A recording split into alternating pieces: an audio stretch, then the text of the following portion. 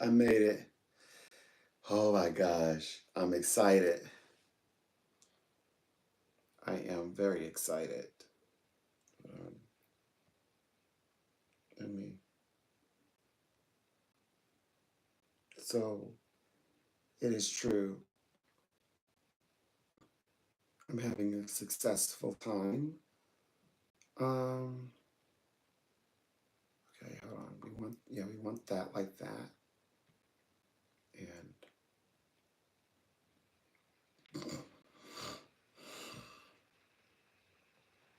I'm getting it together.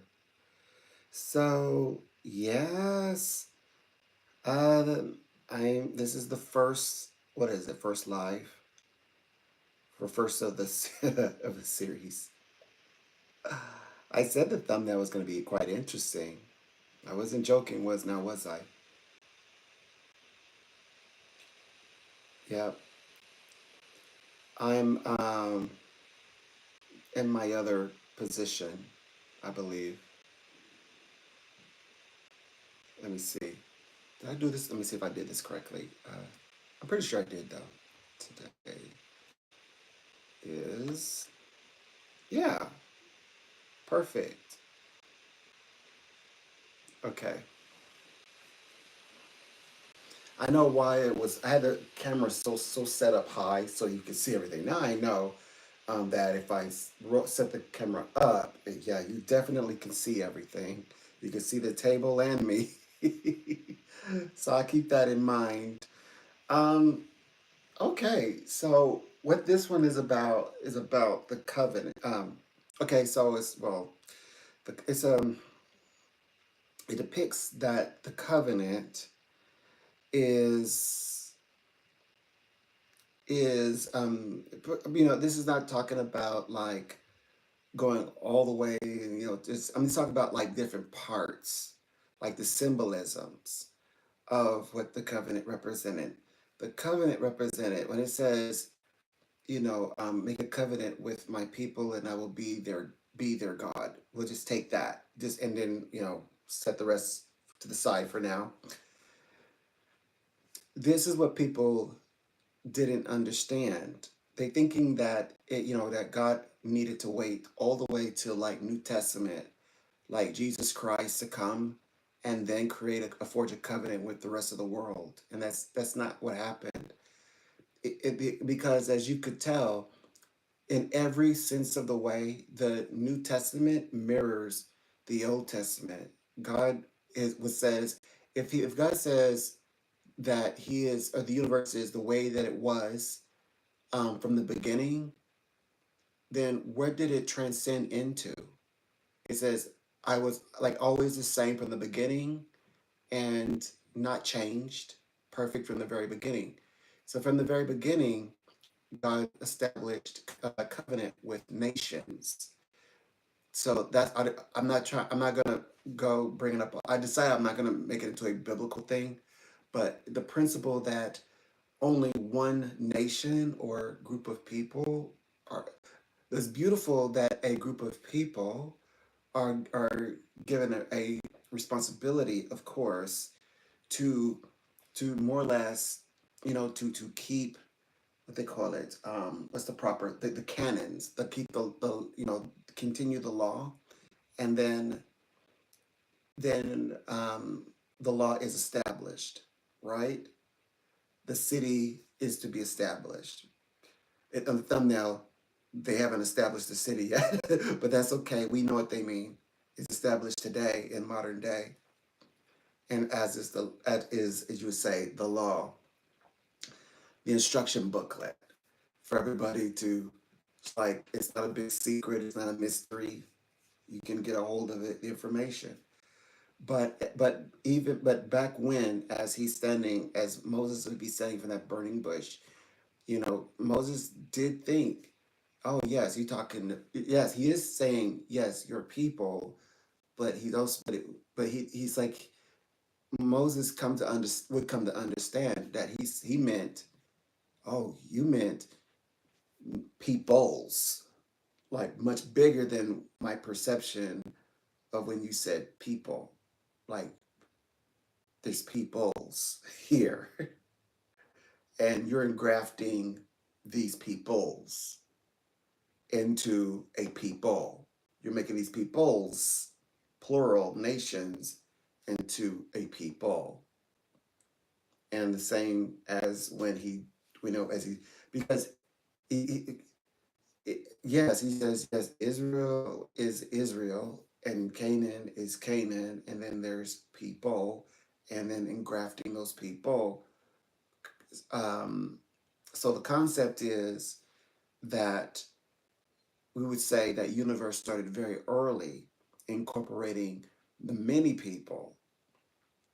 Well, by the way, we know okay, so if it's true that, yes, what is true, the covenant is made for Abraham. Also, what is true is that the nations were engrafted into the house of Jacob.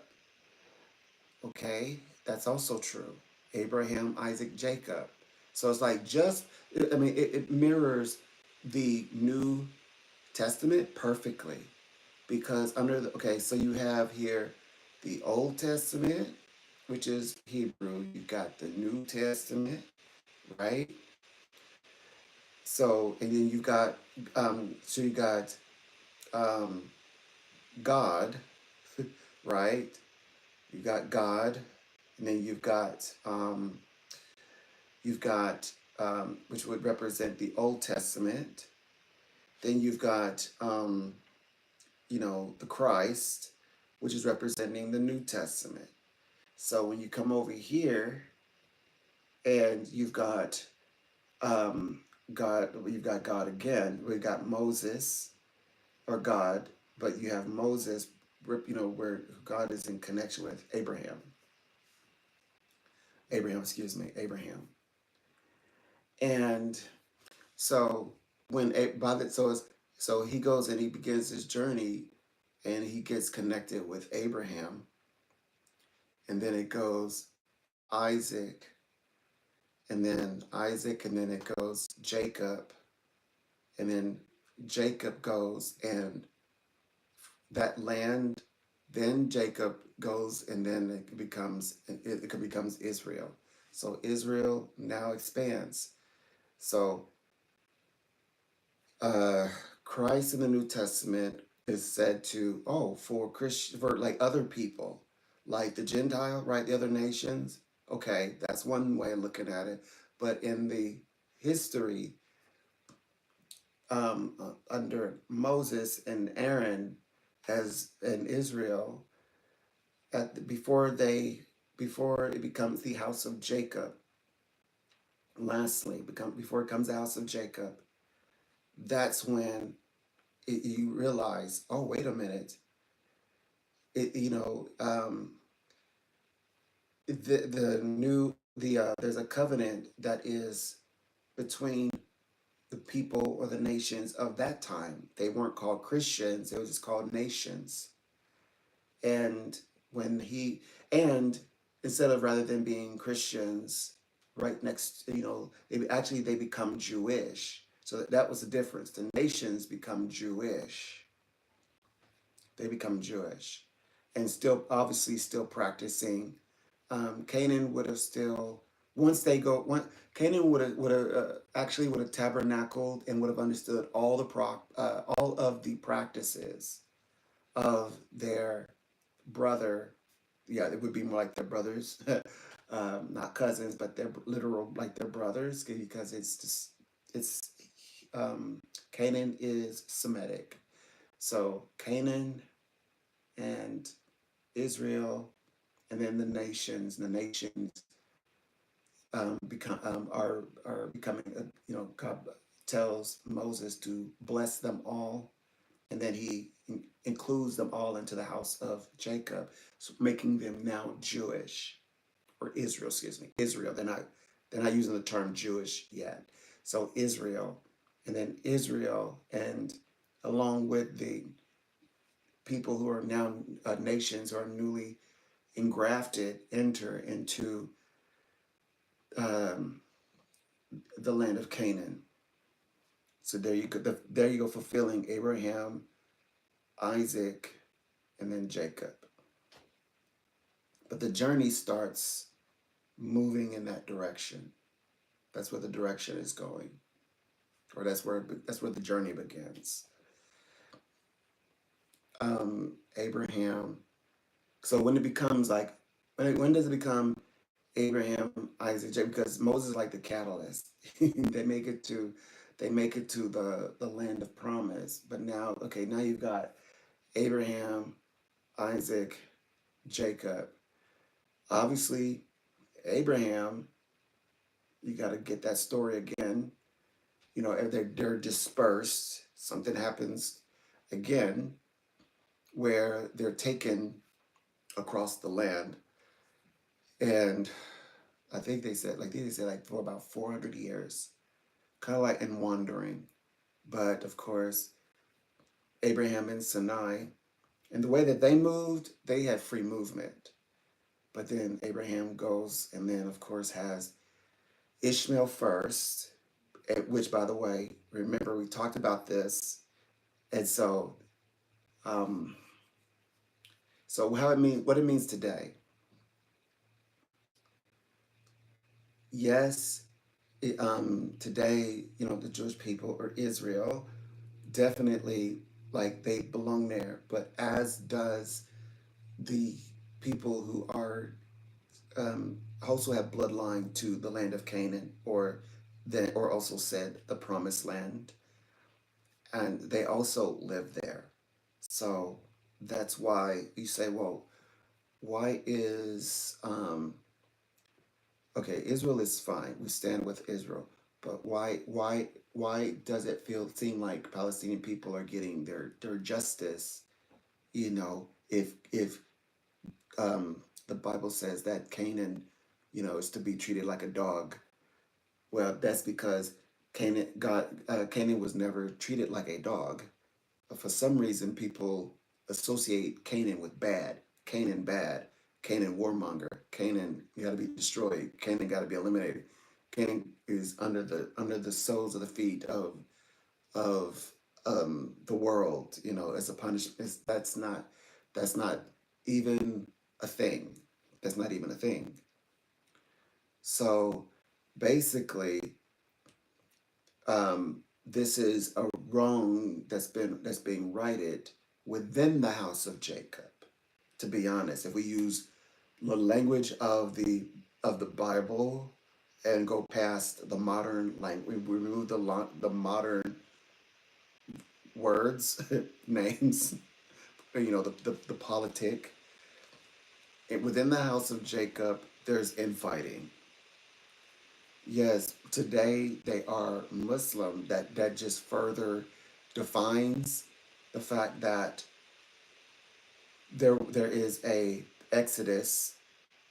Israel partakes, but it also especially defines real life, that there were in their exodus there were some people, starting with people who they're exiting from, that who traveled with um, with him, moving Moses outside, coming out of Israel, out of Israel. Gosh, yes, from out of Israel and Canaan, and the nations were come Palestinians, but I mean from Egypt, coming out of Egypt, Egyptians, today, or Arab, come coming from Egypt along with Israel. And then, of course, then the battles. So then other people are joining in. So the group is they're realizing as they're on their way to the promised land, their crowd size is getting larger and larger and larger. They're like, what do we do with these people? And there's even a conversation, like if you read the book of Canaan, and God is addressing like Moses, and he says, and Israel, he's like, I heard your murmurs in your tents. That's what he's referring to. The Bible refers to, and they were murmuring in their tents about the other nations around them, asking like, what's up with this? And then sending Moses to go talk to God about it. Like, the land is like the land of Abraham, Isaac, Jacob. Yeah, that's us. That's ours. So what is going on? And so, so it's all of this information, that, like how everything is, as you would say, transpiring. Everything is transpiring. And, so progress, so more and more and more. Um, well, as the step by step, you get closer, you realize, wait a minute, um, Moses, I think when people try to find the story, especially the Old Testament story, that's where they get a little lost because it becomes, okay, a coin toss. Okay, did Moses come first, or is who's coming first? Moses coming first, or is it Abraham coming? Who comes first? Like,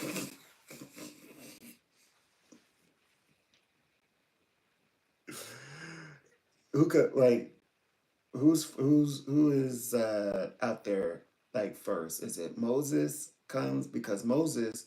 By the time it's Moses' turn, it's obviously it's gonna be so Abraham and then Isaac, right?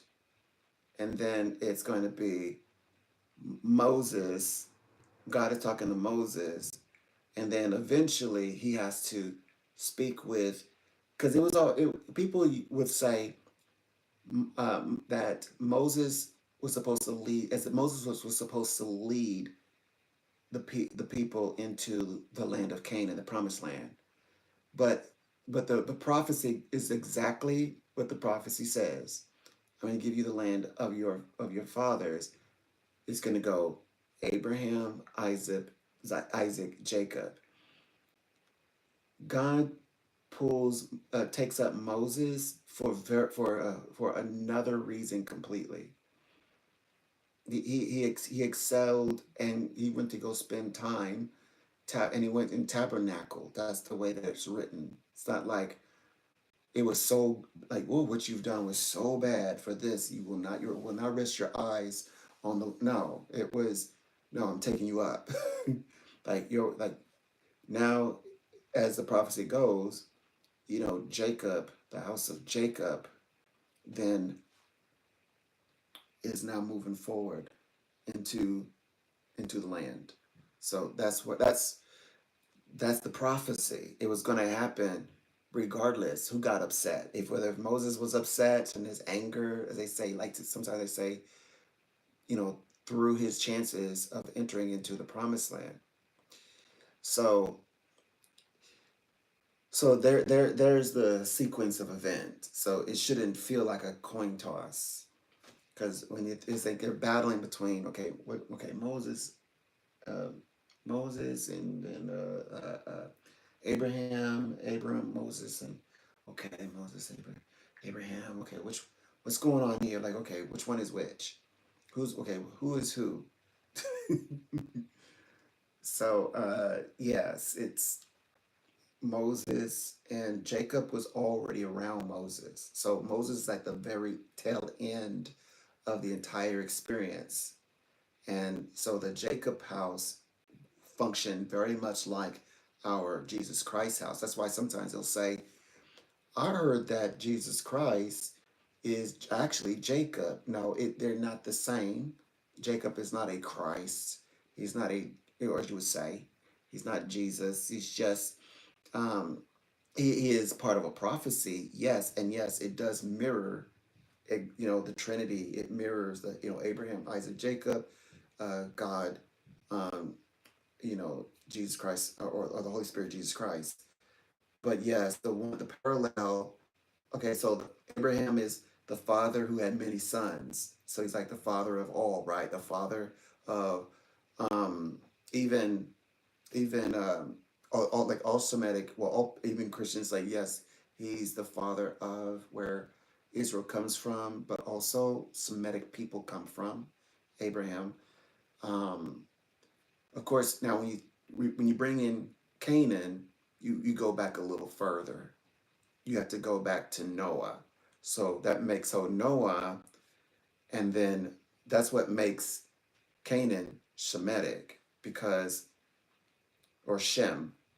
So he goes Noah, and then his 3 sons, and among his 3 sons are coming from him that go on to be, as you say, Hebrew, and then you bring it down again, and now you're moving towards where specifically um, from Abraham's bloodline, he's naming his son Israel, and so forth.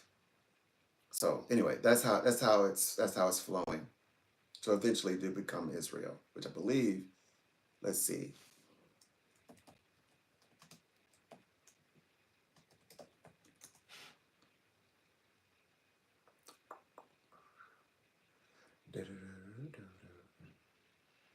Hold on.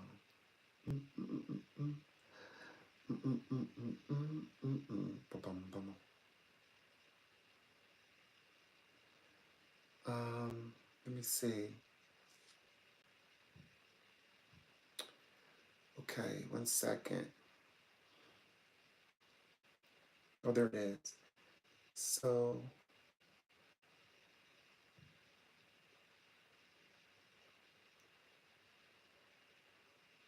okay, yes. Yeah, Abraham, Isaac. So Isaac happens, and um, then Jacob happens, and then the mists. It says Jacob lived in the land of Canaan. There you go. Haran and Egypt. Unlike Abraham and Isaac, Jacob's entire family are Abraham, Isaac, Jacob's entire his family, his entire house. So the Bible says becomes part of the 12 tribes. Well, everybody becomes grafted. Everyone becomes 12 tribes of Israel entering into the land of Canaan. Okay, I got it right. So I'm just making sure I follow everything correctly. So yeah, so in the midst of all that, okay, let's take a look. Let's add a little bit of something. Hold on. Just making sure we got this right. It's just a really great conversation.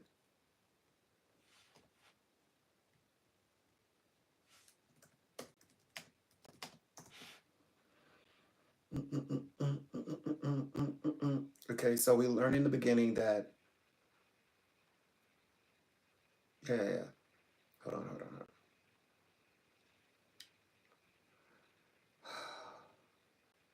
Hold on. Um,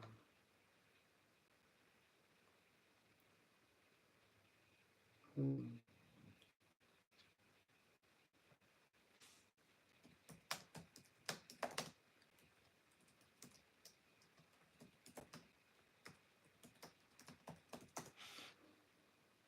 Okay.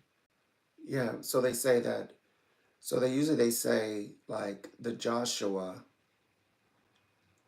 They say that okay, so the one that they confuse Christ with, so Joshua is the one they confuse. That they'll say Joshua is like that's like Jesus Christ, and Joshua also or Yahoshua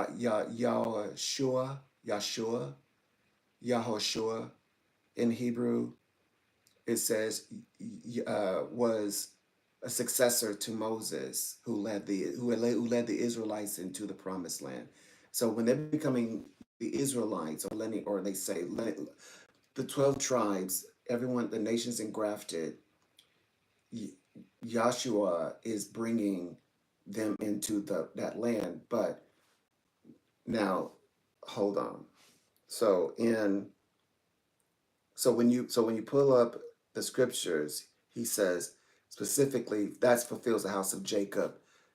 That's why they were going to be righteous, because the entire house of Jacob tabernacling with alongside Canaan in the promised land, they're in their promise, and then becomes the house of Jacob. And that's where you've got, if you want to say Arab, but Palestinian, you have all the nations, but but they're coming from out of this place. And archaeologists actually went to they went to the land of Canaan, found five, they excavated five bodies, and these bodies actually are they found that today's Palestinian are like in the 90 percentile related to like the five bodies they excavated led them to today's Palestinian people who are still there, who are still there, though that they are Arab and Muslim, coming from Egypt, but their ancestors resided just as the Bible states. Let me go ahead and bring that up, and it says five excavated bodies found proving connection of Palestine related to Canaan.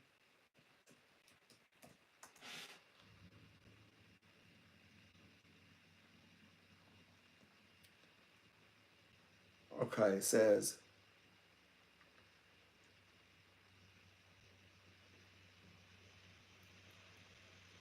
oh, hold on, news. We want the news.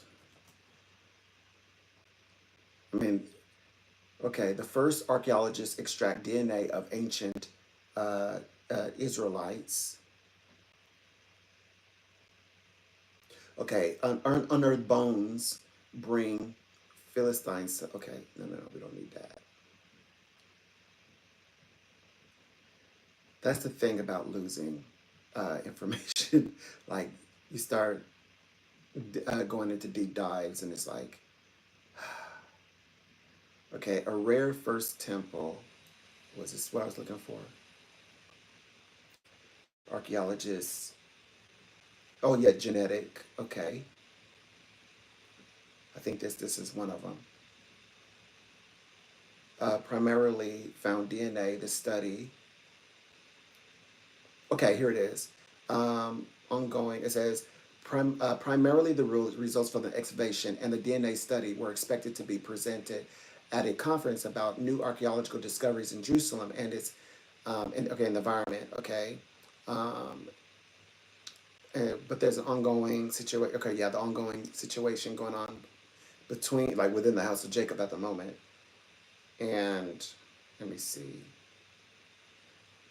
So in other words, it says those those in the room were six adults, three men, three women. Okay, okay, so these were researchers, and I'm not. Let me see. Is this the one that I wanted? No, this is not the one I wanted. I mean, it's a good one, but oh, that's why. Okay, that's why.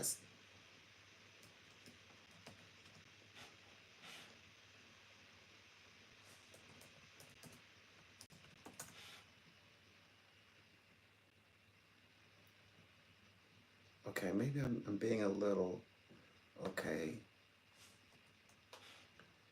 Uh, DNA. Let me simplify it. Offer clues. Let's see. It says in 2021, study by the New York Genome Center found that the predominant component of the DNA of modern Palestinians matched that of the Bronze Age Palestinian Canaanites. See, they got it. Now they got it right. They were Canaanites, but they were Palestinian. The nation was Arab or Egypt. So Egypt or Palestinian, going back from to Egypt, Arab, ancient and Bronze Age, the Palestinian Canaanites who lived around 2500, 1700 BCE. And by the way, when they excavated, the scientists said that there uh, says okay, it says ancient DNA reveals fate of the mysterious Canaanites. Let's read that. So yeah, I think this seems like to be the one. It says when the pharaohs ruled Egypt, There you go.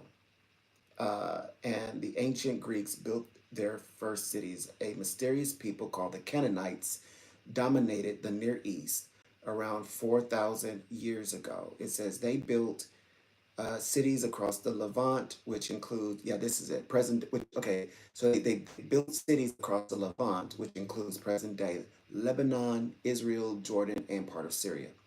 Yet the Canaanites left no surviving written records, leaving researchers in pieces together to piece together their history from secondhand sources. So no one knows exactly. They just know the nations who were connected to the Canaanites, but there's a Canaanite there. But see, we don't know. They say, okay, when the nations, okay, so when Arab, Israel, and other nations are moving into Canaan, we still have a question mark of who the Canaanites are. We know like we know Palestinian Canaanites, different, but that's because we're using our Western mind. They're actually, it's called the house of Jacob. This is the house of Jacob. After after Moses blesses them and God creates forges through Moses before they enter um, into the land. This is the house, and this is a house of Jacob, and that fulfills the prophecy, and led in there through uh, your Yeshua. That's Joshua. That's Joshua. Joshua is not Jesus Christ. Okay, Joshua is just Joshua, but he is a successor to Moses nonetheless. And it goes, one of those sources in the Bible's Old Testament which suggests, okay, here it goes. One of the sources of the Bibles of the Old Testament which suggests a grisly end for Canaanites. After the Israelites' exodus from Egypt, God orders them destroy Canaan and its people. Though other passages, but no, that's incorrect. It says, though other passages suggest that some Canaanites may have survived. It says, did it even really happen? Archaeological data suggests that Canaanite cities were never destroyed. Archaeological data suggests that Canaanite cities were never destroyed or abandoned. That means they cohesively work together. They cohesively, the nations and the tribe of Israel. Just as that's what the Bible says. The Bible says in Leviticus 25 that they came in and they tabernacled. Remember, tabernacle means live side by side, but the biblical tabernacle, the way that God uses it, it means to worship. You will worship in proximity to your brother. Living means you will, if you want to say someone lived like next door neighbor, somebody who is like from the outside, that's where you get what's that word? Uh, my gosh, I'm not gonna remember the word. Oh my gosh. Hmm.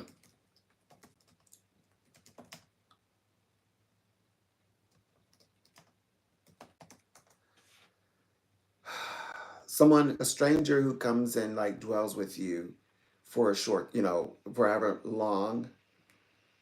But but that's pretty much the word we would use. But there's I wanted to use the word that the Bible uses.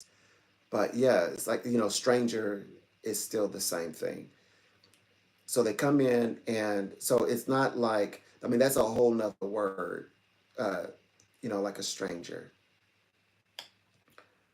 That's a very different word. Pilgrim, but I didn't, sojourner, there it is. Sojourner. So if you're going to sojourn, you could say, you don't need to say tabernacle. Tabernacle means, it does mean a house of rest or a place of rest, particularly that's represented for like God's place, but also means where there God's dwelling, where it means, that's like saying the temple, the church, that's kind of like saying tabernacle, like you'll be in God's dwelling. That means you're there to worship. Well, there's no other reason for you to be there. You can sojourn, you can come as a sojourner, that's a stranger passing through, but then you've got the other thing to deal with. This is God's city, God's house, and that's where you get tabernacle. And that's the word that is used, is tabernacle. Um, and so it says, so, okay, hold on. So, but did it really happen? Archaeological data suggests that Canaanite cities were never destroyed or abandoned. Now, ancient DNA recovered from 5 Canaanite skeletons suggests that these people survived to contribute their genes to millions of people living today. Hence, okay, so the new samples come from Sidon, a coastal city in Lebanon. That's Mark Herbert, a geneticist at the Wellcome Trust Sanger Institution in Hixton, UK, extracted enough DNA from the ancient skeletons to sequence the whole genomes of 5 Canaanite individuals around 3,700 years ago, so nearly 4,000 years ago. And his mission was, firstly, was to figure out who the Canaanites were, and it's still a question mark who the Canaanites were, but the extension of the Canaanites. The thing is, in their Bible, it describes just Israel and Canaan. That's why they're confused. That's why they're confused, because they just see 2 people, but the Bible says nations, plural. So there are Canaan and Israel and then and like other and nations out coming out of Canaan, the land of Canaan. So that's why they're getting like Palestinian Canaanites, because Palestinian people were there. So they would figure out who they were genetically speaking. Ancient Greek sources suggest they had migrated to the Levant from the Far East. And then to test that, Harber and his colleagues compared the Canaanite genome to those of the ancient populations of Eurasia. It turns out that the Greeks were half right. About 50% of the Canaanite genes came from the local farmers. Yeah, because the Arab come from the southward from Africa, but they're hunters, and then they joined forces with in the north, where they're talking about now, is farmers and gatherers, and so they end up working together. It says about 50% of the Canaanites' genes came from the local farmers who settled the Levant about 10,000 years ago, but the other half was linked to an earlier population identified from skeletons found in Iran. Iran. That means, yeah, that's because Arab, we're going up north. The team's report today in the American Journal of Human Genetics, the researchers estimate the Eastern migrant, which is, oh, by the way, which is Egypt. We're talking about Egypt. It says the researchers estimate that the Eastern migrants arrived in the Levant specifically and started mixing with locals around 5,000 years ago. Yeah, so if they were mixing it up, that means they were cohabitating. And there's no archaeological DNA findings that there were ever a city that was destroyed or abandoned. It says this finding fits with other recent studies of the Levant. Lazarus, a geneticist of Harvard Medical School, Boston, saw the same mixture of Eastern and local ancestry, the genomes of ancient skeletons from Jordan.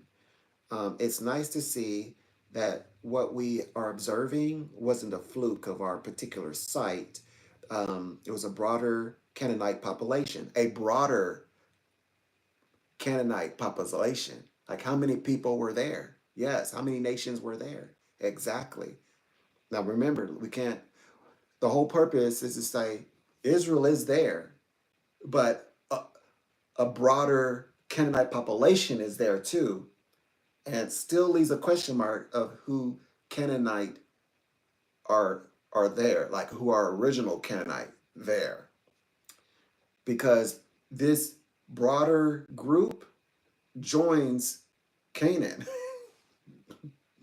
It says, now that Harbor confirmed who the Canaanites were, well, confirmed who the Palestinians were, set out to find out what happened to them.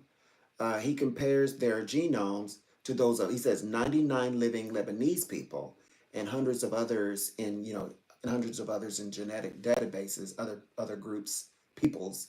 Harvard found that the present day Lebanese population is largely descended from the ancient Canaanites, inheriting more than 90% of their genes from their ancient source.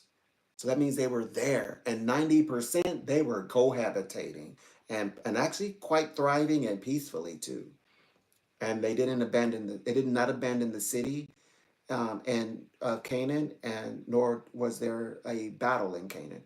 It says the other 7% may have come from migrants from Central Europe who moved, those would be sojourners, to Levant around 3,000 years ago. Yeah, so those would be like sojourners. It says, why? So does the new study show that there was no war between the Israelites and Canaanites? As a question, not necessarily, says Wellcome Trust Sanger Institute geneticist Chris Tyler Smith, who worked with Harbor.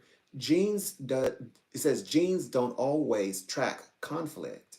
You can have genetically similar or indistinguishable populations that are culturally very different and don't get on with the other one all day long. So in other words, it's saying, well, it could have been a takeover. It could have been, they could have been, but the Bible not only describes that they cohabitated, that there was a war, just as they're suggesting. But so if that's true, three of the parts are true. They cohabitated, there wasn't a war. The other one was that they tabernacled together. They were living cohesively. Not to say that there weren't issues. There were issues even as Israel and they had Egyptians um, with them, and that's in Leviticus 24. There were issues that were coming up about their nationality, and or if you want to say race. Uh, um, so yeah, there were issues there, and the Bible, of course, and in fact, Moses, God, or it would be Yahweh and Moses discussed that. They actually discuss that specifically.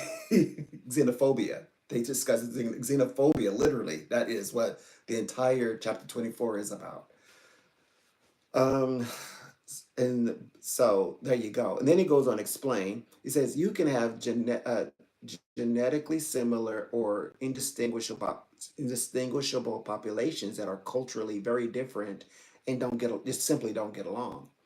Um, Tyler Smith says otherwise. This might have been the case with the Israelites and the Canaanites, similar genes, but sworn enemies. It could have. However, that's not what the findings, when you go there to find what happened there, says. Um, and the city being intact, and then so that's two science part, and then also how it's described how they were when Israel and Canaan actually joined together into becoming one population. Oh yeah, along with the other nations as well.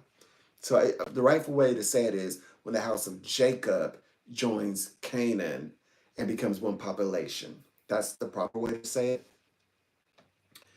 It says, this is in quotations, by the way, if those populations conquer each other, it probably wouldn't leave traces that we could easily pick up with ancient DNA, um, and agrees Johannes Krauss, a geneticist, Max Planck Institute for the Service of Human History in Jena, Germany, who was not involved in the current work.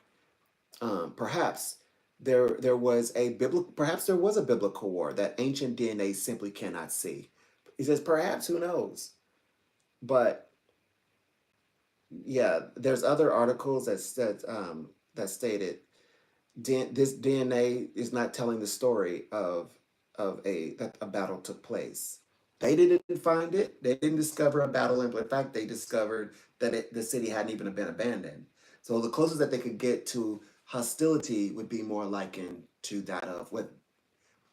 Okay, so the fact that Israel in their book would have been a war between Canaanite and Israel coming to take, that means to come and occupy that land, and occupation and to occupy an occupant, yeah, occupants, the occupying forces of that's where that would have come. They would be using that language, which means wouldn't that would have been a gosh, what's the word that I'm looking for? That because it's to say that didn't happen. Hold on. Uh,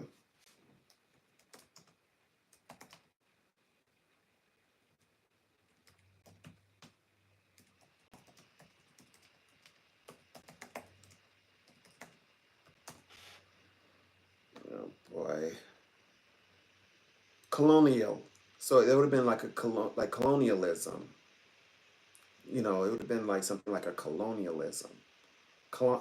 Setting up a colony.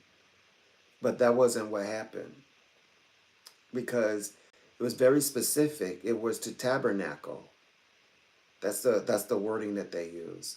But there's other articles, and even that they say that there's just no evidence that there ever was a war. There's no evidence found. Okay, let's even look it up. Oh, so what is okay? So I mean, one article kind of answers it. I mean, there's no. They like, look, we don't even know. There could have been, and then maybe there wasn't. They could have been.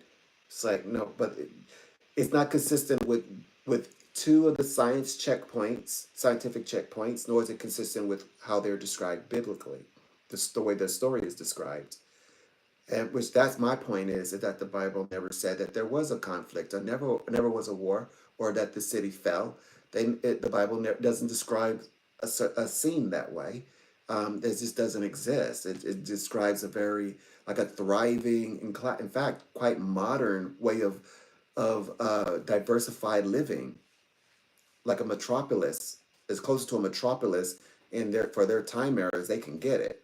Describing a very much a modern day city metropolis, like a modern day, like whichever the big cities that you can think of, and with rules and everything, rules and regulations, very specific rules and regulations that are literal contracts, that are forged. So there's that. There's that idea. In that people confuse oftentimes Jacob with being Christ, and definitely Joshua. I've heard both of them interchangeably being Christ, or Jesus, specifically Jesus, as in Jesus being an incarnate of these two. But in actuality, they are like men of both men are men of renown, but fulfill obviously a bigger promise. That's still now, and then that's the missing, that's the part that they're missing. So when you put that there, you want to say, is it an anomaly?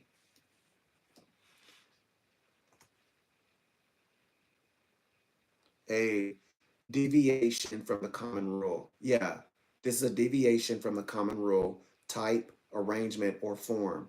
So this is not the common conversation, because the conversation should be strictly, first of all, when they checked these bodies, who's the Canaanite people? They're supposed to be Canaan and Israel. It wasn't supposed to branch out and become many people, many variations, groups of people having connections to then ancient Canaan.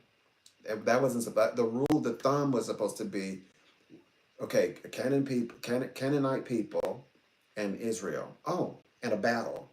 That's the common rule, but the scriptures make more sense when you follow the story and you follow how they're discovering in that their discoveries scientifically. Now these are archaeologists who are utilizing all of the modern day tools, technology, and including geneticists to piece together these findings. They say DNA does not lie. The DNA doesn't lie. Neither is the story. The story is too consistent and matches up too perfectly well with their scientific evidence, their findings, which is empirical. So it just more than bolsters the fact that they were more living together than, as you would say, sworn enemies. Sworn enemies is a narrative. It's a narrative. But yes, now were they in trouble? Did they have some things going on with them? Yes, they did. They had some things going on with them. Absolutely, 1,000%. Okay, so what was I looking for? Okay, yeah. Now I remember. Um, First of all, let's take a look into something.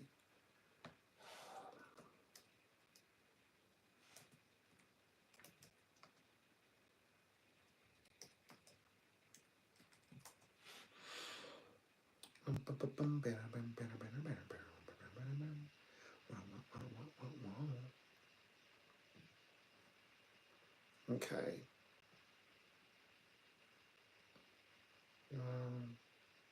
Wait. Okay, 1 second.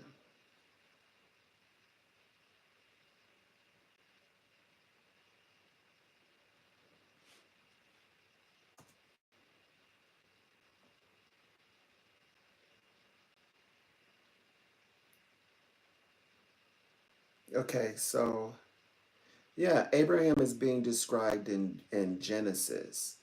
So when we talk about Moses, so a lot would have happened. Abraham, right? And moving into towards the whole Jacob conversation, a lot would have happened. I mean, excuse me, Moses. So it goes Abraham and then Moses. Okay, so with that said, so we got the chronological order, right? Okay, so now we just go. Now all I have to do is go to here. I think it's there. Uh, yeah. Oh, there we go.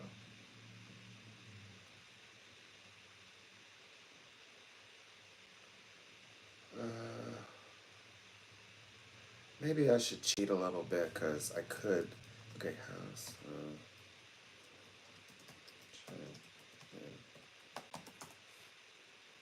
I might need to be more specific.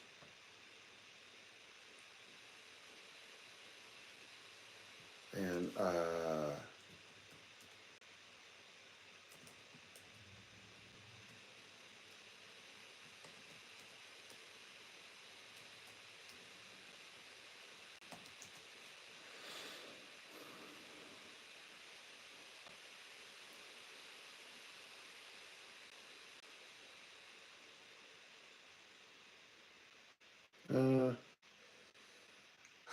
my gosh.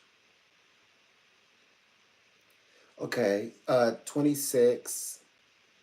Okay, so Leviticus 26:42. Then I will remember my covenant with. So 25 is when they go in and they're given the law, right? Now they're in there and it says, and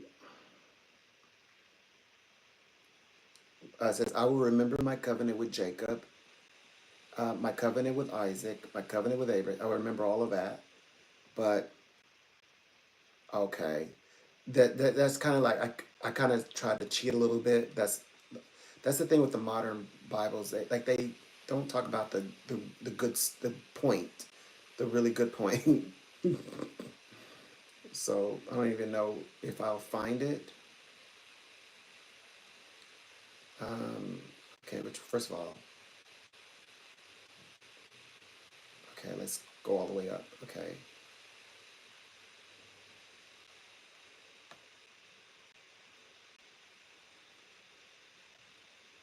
I know it says House of Jacob. I know it does, but I would like to be able to point it to the scriptural finding that supports it, but I can still call on 26 and I still got it. So right now I'm in 24. This is where um, it talks about Israel and Egypt. Actually, this is before they all enter together as as a or you want to say as a congregation into they're on their way into what do you call it? They're on their way into Canaan. Okay, so let's skip into 20. So it goes 24. 25 should be describing you know, this and that, a battle or nothing. That isn't what happened. It goes straight into, um, let me see if I start all the way to the bottom. It just starts just saying, look, this is how you're going to treat each other, basically. The land, the sons, redeemables, um, redemptions and jubilees. Okay. Even though, I mean, pretty much we already nailed it. I mean, obviously, it's already being established, but I just I like when I read it and it specifically uses the terms and phrases that I'm describing. Okay, this doesn't. It's already. We pretty much basically have. Okay. Um, I brought you to the land of Canaan. Yes, they're in the land of Canaan. That's the Palestinians. Okay, from out of Egypt. Yes, we know that. Okay. Well, anyway, we know you obviously you would know that what next becomes the house of of Jacob. It says, I mean it's kind of obvious, but I just jubilees. Okay, we know that. Yeah. We know the next sequence of events. If you like, you know the sequence of the story. The next the Abraham, the Isaac already happened. Now the next one is going to be the okay, but I'm still trying to find it.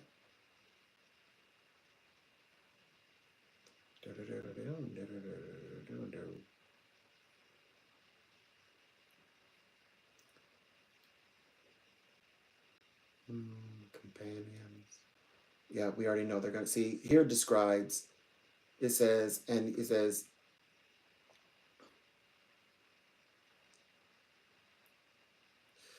and you are selling sale to companion of you or to buy. Talk about is Canaan living with amongst Canaan, and nation living amongst nation, and Israel living amongst Israel, and Israel living amongst nation, and nation living amongst Canaan, and Canaan living amongst Israel. It says, it says, it says you are buying, you're buying whatever you know services from those who they're your companion, not your enemy. So companion, enemy is never used. Companion is used. Companion of you, or to buy from land of companion, to buy of the land. You must not be tyrannizing that man, brother, because he's your brother. So it's rather than using the word enemy, they use or frenemy, or maybe they just weren't getting along, or maybe that you know they were occupying. No, they were brothers, and you were not to tyrannize and it says in the number and how we know You could say, oh no, no, it's talking about like just like Israel. Okay, Israel's there, right? And they are buying work from, whether if it's an Israel person or a person who was Canaan. Is like they're there, but right, you'd be saying, well, uh, did they did A, they colonized, B, or um, they off them all. And so it's either or, but they describe as, I mean, you can't have it both ways. So there's a confused there's a mixed signal there, confusing signal there when one says that. What either are they, then if they, okay, then they're still alive? No, they came in and they obliterated all of them. Okay, then they're no longer here, and they never had servants. No, no, they it's either or not, or neither of the two. And so this goes on explain that it's specifically it's them, because it says in the number of years after the jubilee, you said you buy, you have bought, and it says in the number of jubilee, that means 49 years you have bought the services from the companions of you, the number of the years that they worked, that they want, that person, the companion, wanted to sell to you. That means they were they were buying, how many of the years, the 49 years. Yes, they were being paid. And the usury term that they use today comes, this is where they get it from, the term usury. Like like if I was the, at that time, the city psychic, and they got me these cars, they couldn't charge um a like a surcharge, or some kind of a, for using this. They couldn't like say, we're gonna give you this and then it'll be deducted out of your pay. That's called usury. That was not allowed as well. So yeah, there was nothing. Oh, now those things, I'm not saying that those things we don't do, and that, but I'm saying we added that ourselves. That did not come from Leviticus 25. The land. Okay. Um, so what else? What else? What are the points? What are the points? Okay, it's not here. It goes way. We'd have to go way back. Okay, I'm gonna try one more passage. I'm not gonna keep driving myself crazy. I know the next event that takes place. I know the next one.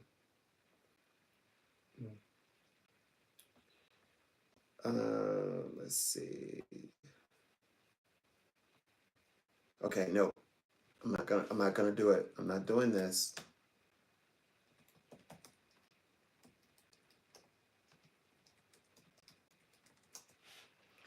Okay, let's take a look. So,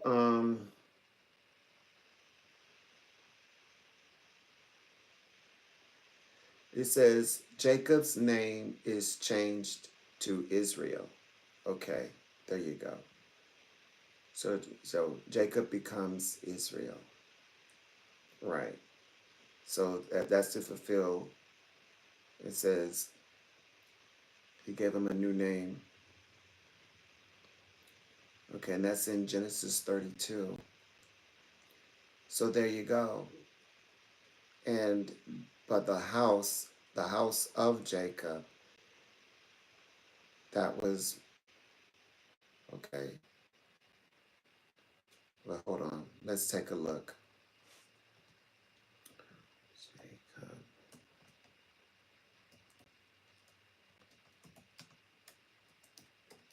That's something else. Hold on.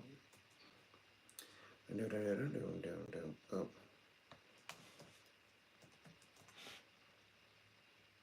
it says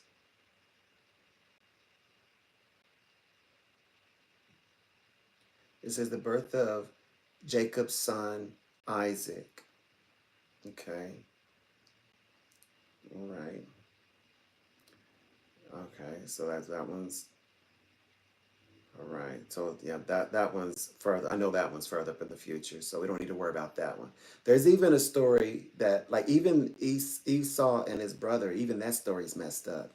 Jacob's story is messed up. Uh, like Jacob never wrestled with an angel, and he didn't wrestle with God, number one, and secondly, he did not wrestle with an angel. And in the original scriptures, he wrestled with a stranger, but that stranger is a human like himself, and he names the place where he had the struggle, and what it represents is it literally means phallic. It represents that at that time it's a sign that Jacob had become older, so he wrestled a man, threw his hip out, and then he names this space, as in the rites of passage, which translated as literally phallic. And when you translate it, it's from the Hebrew term into meaning man, meaning in other words man. And then he takes his family the rest of the journey and meets his brother Esau, where they end up and they embrace each other deeply, and that's a reconciliation. So that's a very different description of the enmity between Jacob and the disdain, that Esau has for Jacob when in the over Jacob's birthright, um, described today in modern language as a means to fight, I guess, even if it's used to fight injustices. That's not the ending of these two brothers' story. In fact, Jacob brings his entire family and all of his cattle, everything he had gotten, they had got away his um, from his, I guess you want to say, his wife's father, who was just bizarre, it was just bizarre. And so he has the wives, he's got the cattle, and he knows, like, brother, I know how to do some things. And so he became a geneticist. He began perfecting the cattle, like spots and like the quality of the meat, quality of the milk, quality of wheat. Yeah, Jacob did all that for his brother, because by the time when he gets there, um, Esau is in his house, it's becoming tight, in other words. And plus his brother needs a place to stay. So, like he can bring in his family, and then when they reunited, they were able to put their geniuses together, because Esau also still has, many, as you say, like people who worked for him. So anyway, that's another story. It's a very interesting story. Very, very a bit risque, but it's a great story.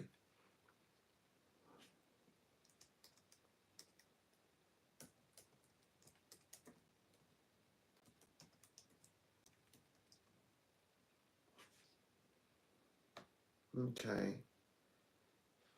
So Isaac, okay, hold on.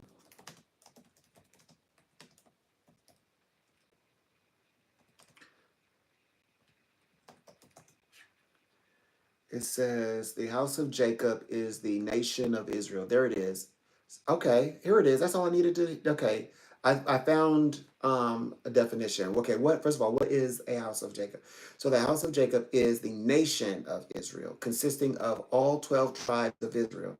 So when God tells Moses to bless, that's probably where I needed to find it at, because I didn't even. Okay, I didn't think about that. Okay, Moses uh, blesses the 12 tribes before going up the mount. Okay. The blessings of, okay. That's in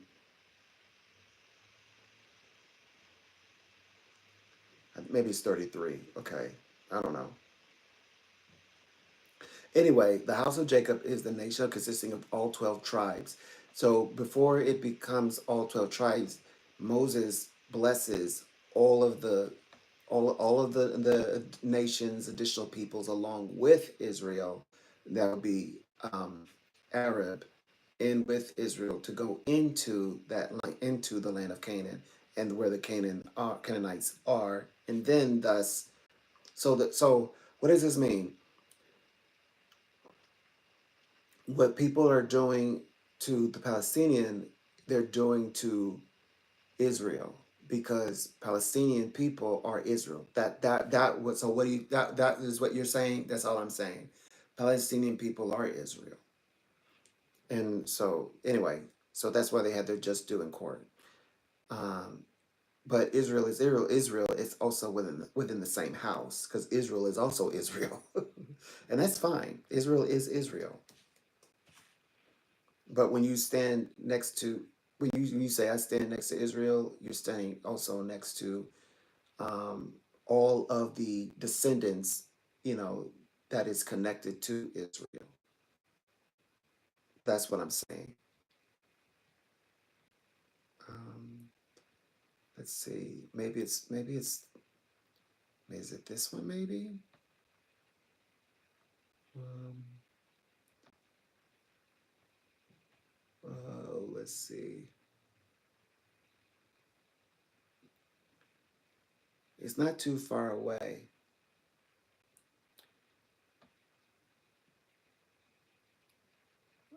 Because it might be. Let's see if it's in. I use 32. Let's see 33.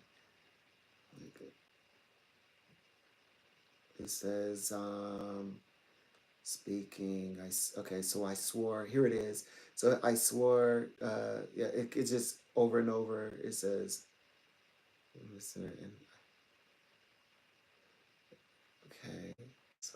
okay, so in 33, 32, it says, I send two faces of you, messenger, and it says, and I drive out, meaning um, the Canaanite, the Amorite, the Hittite, and the Prizite, and the Hivite, and the Jebusite. Okay, so that's also stated. He says, what is he saying? He says his sons, but just spoiling, because when what happens is when the thing is that there's something, okay, in the Canaans where God does a healing for Egypt. Like he did what he did to Egypt, but he also reconciles with Egypt. That's in the Canaans. The same like with Canaan. So he was saying the Canaan people are no longer keeping the Sabbath. The land isn't keeping the Sabbath. Canaan is not keeping the Sabbath. So that's implying that they were keeping Sabbath. If Canaan was keeping Sabbath, and that's why they were in trouble and nothing else, all because they weren't. Because they weren't keeping Sabbath. That's a strong indicator of what ties they have to the story. The fact that okay, so it means that once upon a time they did keep Sabbath, and as did the land, and so Israel comes there and reconnects everybody to everybody. It says And he's saying, it says, I shall cause to pass all of goodness of me in faces of you. This is in 33:19. And I proclaim in the name of Yahweh to faces of you, I am gracious and I have compassion. Compassion over empathy, like I said, whom I shall have compassion. It says, and he is saying, not you are being able to see of faces of me, that not he shall see me, the human, he lives. That's God. God saying, I have compassion, though you can't see me, but I do I have compassion, and that's what he's saying. So he does come back, and and sort of does like a reconciling. I think I got to go a little bit further back. Let's go to 21 maybe, because it's when um hold on, because it's very specific when it mentions it, because it's a matter of blessing. So I'm all the way back to like 19, and I'm just trying to see Moses, and he descended Moses to the people. Okay, yeah, that would have been okay. So 19, maybe it's in 20, and he is saying, it says of silver and gold. Okay, this is where he's beginning to bless everything. So maybe it's this one. Oh, the herd.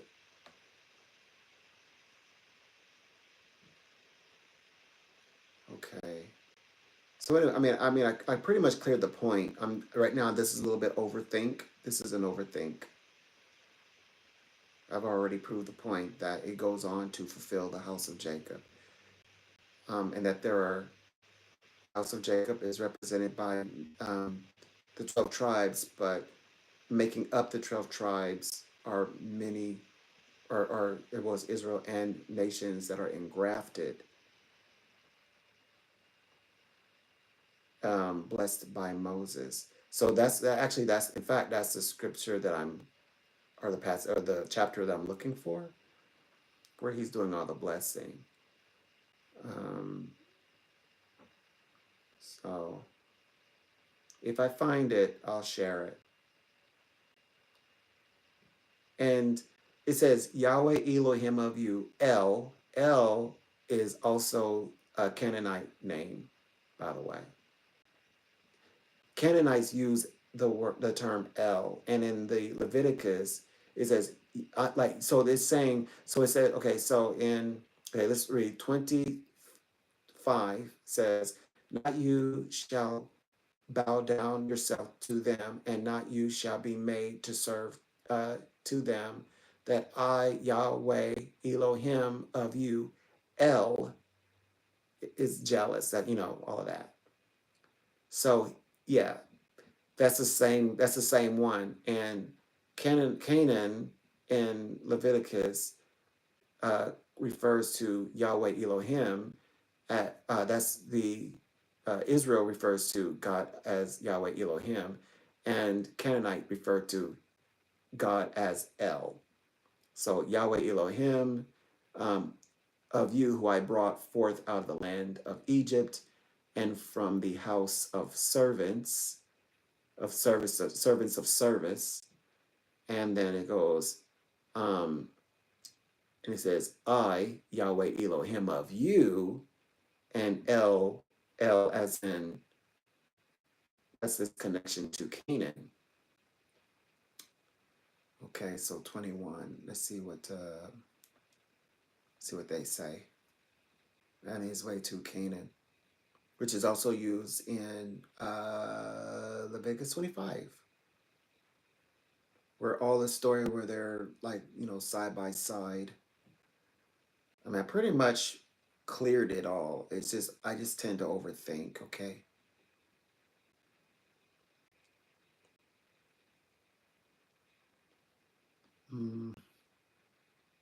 The hunt. I'm hunting for a little piece of information, just a little phrase. That's all that I'm really hunting for. But if I don't, it's so, oh my gosh. I'm gonna stop driving myself crazy a little bit. Okay, I'm gonna try one more, and if I'll call it in. If it's torn pieces, you shall bring to, okay. Yeah, this is where he's building. Okay, okay, yeah, this is the one where he's blessing. So it's 22, and that's it. Okay, so this is chapter 22. Um,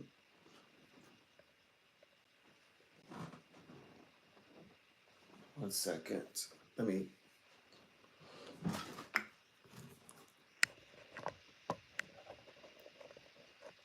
You really, okay, great, phenomenal. But let me see. Um,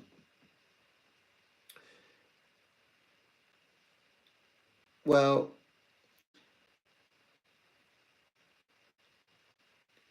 so the good thing is this. Compassion. The Bible uses the word compassion, and also you have to embrace Palestinian people um, as they are Israel. They're part of the house of Jacob. They're sojourners. You became in the land of Egypt. So sojourners, meaning just people who just lived. And Elohim is just describing that it says one sacrificing to Elohim. Um, it says, and he shall be doomed unless Yahweh alone um, of him who sojourns. It says, not you tyrannize, and not you oppress. Uh, that because you also was a sojourner. You came out of Egypt yourself. You won't make, widow and orphan, not you gonna humiliate people. It says if you humiliate, you're humiliating him. And he cries, and he's crying to God, Yahweh. It says, God says, I'm gonna hear him. I'm gonna hear him. So there's a lot that's there. There's a lot that's there. And it says, it goes on to explain that in terms of like widows and making sons orphans. And it says, if silver you are obligating people, the humble one with you, not you shall be a creditor. It says take a pledge, associate, and restore him. This is all talking about the coverings. But was this the one I was looking for though? I wasn't looking for this one. 23. Hold on. I pretty much nailed it. I mean, I got it all pretty much. So anyway, so let me go ahead and fill in. I'm going to stop driving myself crazy because we'll just find new information and amazing information that it's not what people think it is. The Bible is not what people think it is. So let me go ahead and write in my chat box. 1 second, I'm coming. Here's a chat box. What people need to know today.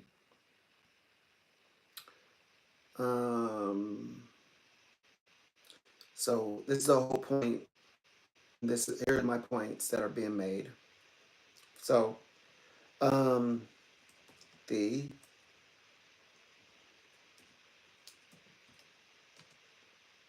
Palestinian people are also Semitic. Semitic, actually. Semitic. And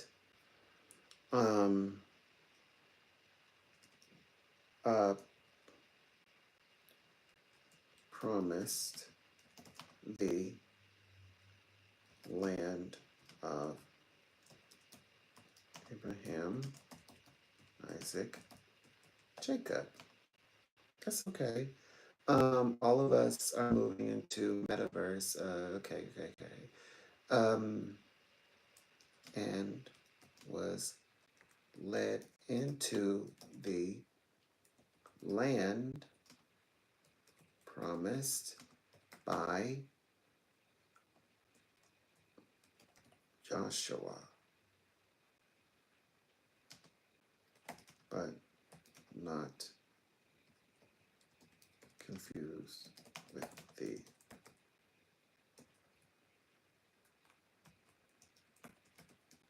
Christ. There we go. They deserve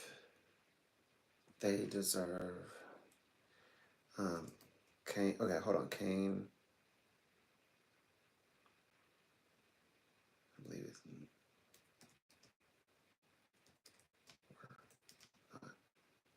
we're not tyrannized. That's right. That's specifically tyrannized.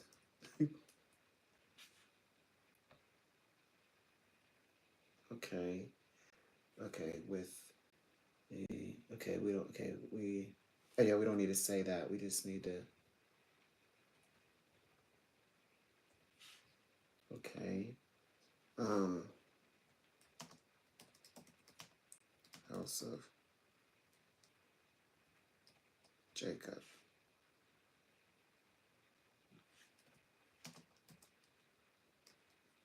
Israel today. Boom. All right, there you go. So all of that, there you go.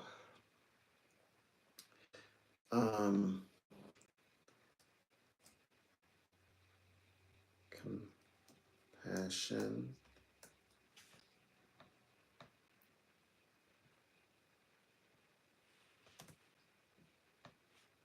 is greater than empathy and integrity.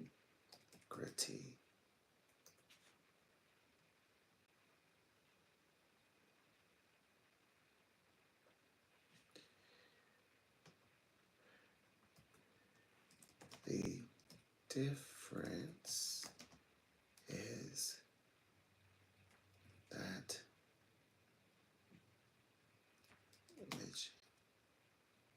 which actions of kindness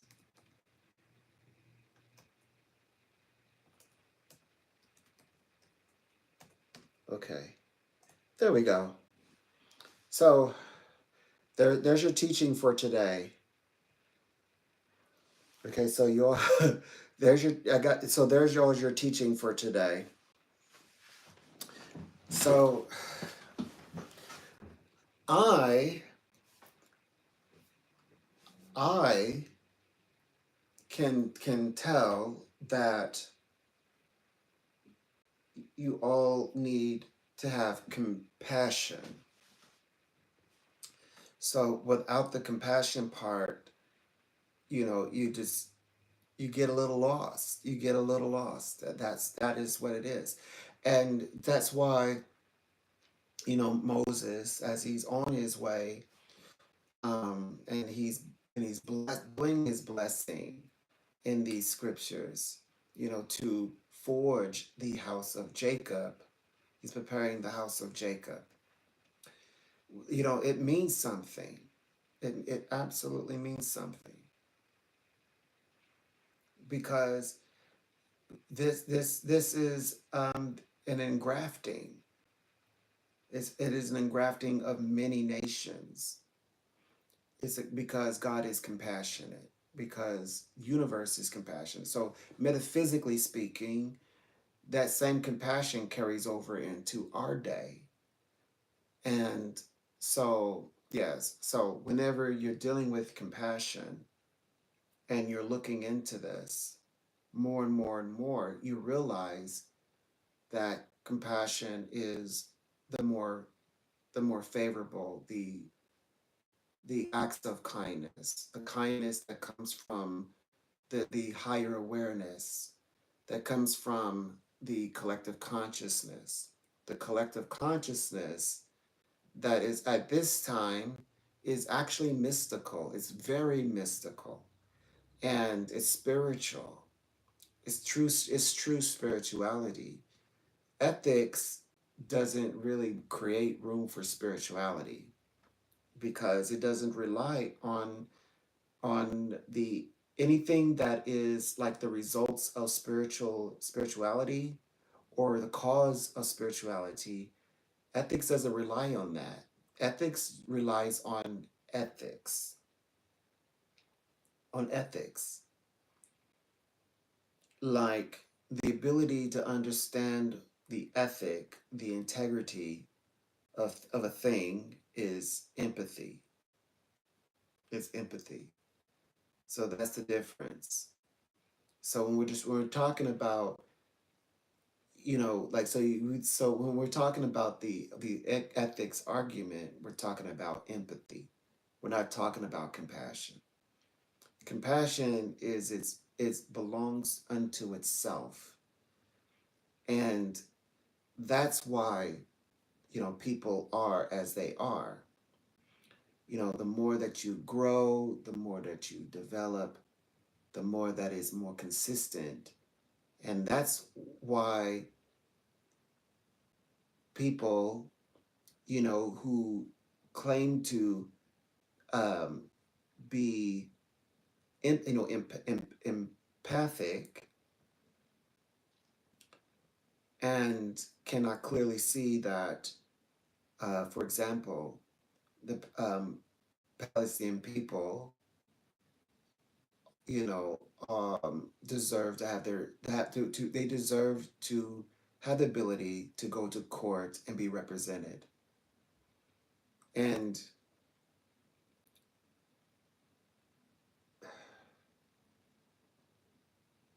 what's interesting is I just happened to like briefly skim over, I guess, like the document, the court document. And the very first argument that Prime Minister Nahu tries to bring up is the argument that is Rome based. What is he doing? They threw it out immediately. They threw out something about some kind of like a article of something that's associated with Rome.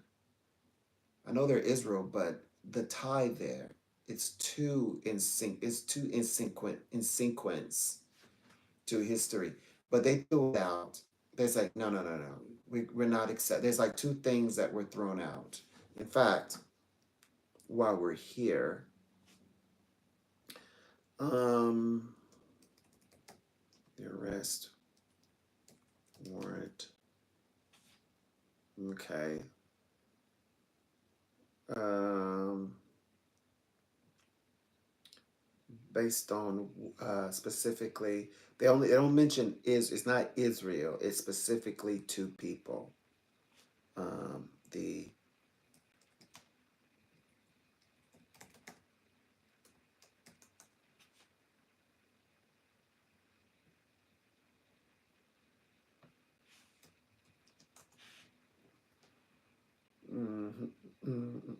okay, International Criminal Court.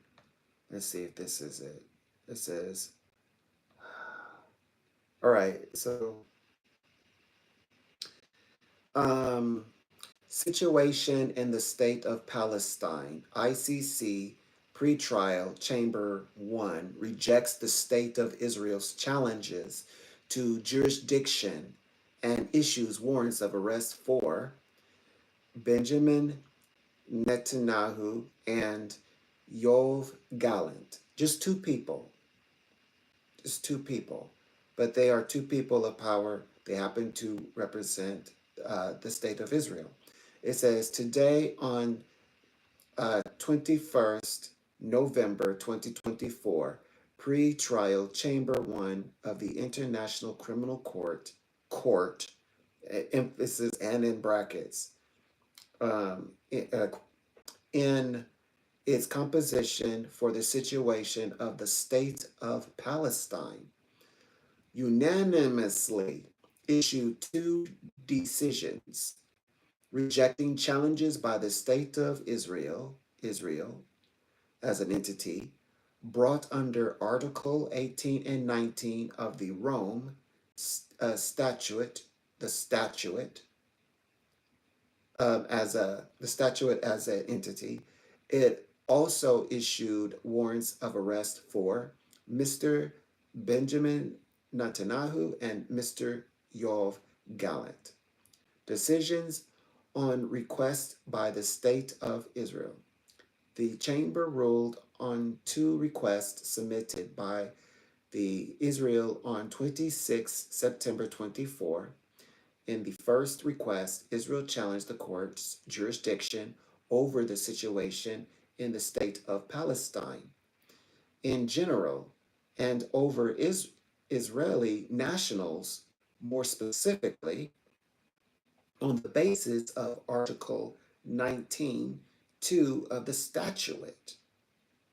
In the second request, Israel requested the chamber order the prosecution to provide a new notification of the initiation of an investigation to its authorities under Article 18(1) of the statute.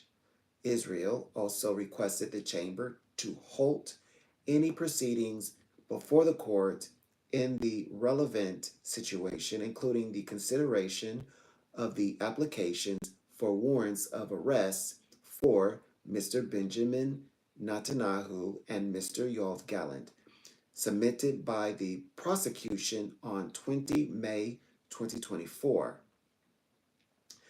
As the first challenge, the chamber noted that the acceptance by Israel of the court's jurisdiction is not required, as a court can exercise its. So the court or the chamber is giving the. Okay, this is why we can act. This is why we have jurisdiction, and it goes. So it answers Israel's question, like basically, what business is it of yours? This is our affairs, and we're national. Like, what are you doing? And also you need to include, you need to do your research. Basically, what he's saying, you need to get your evidence.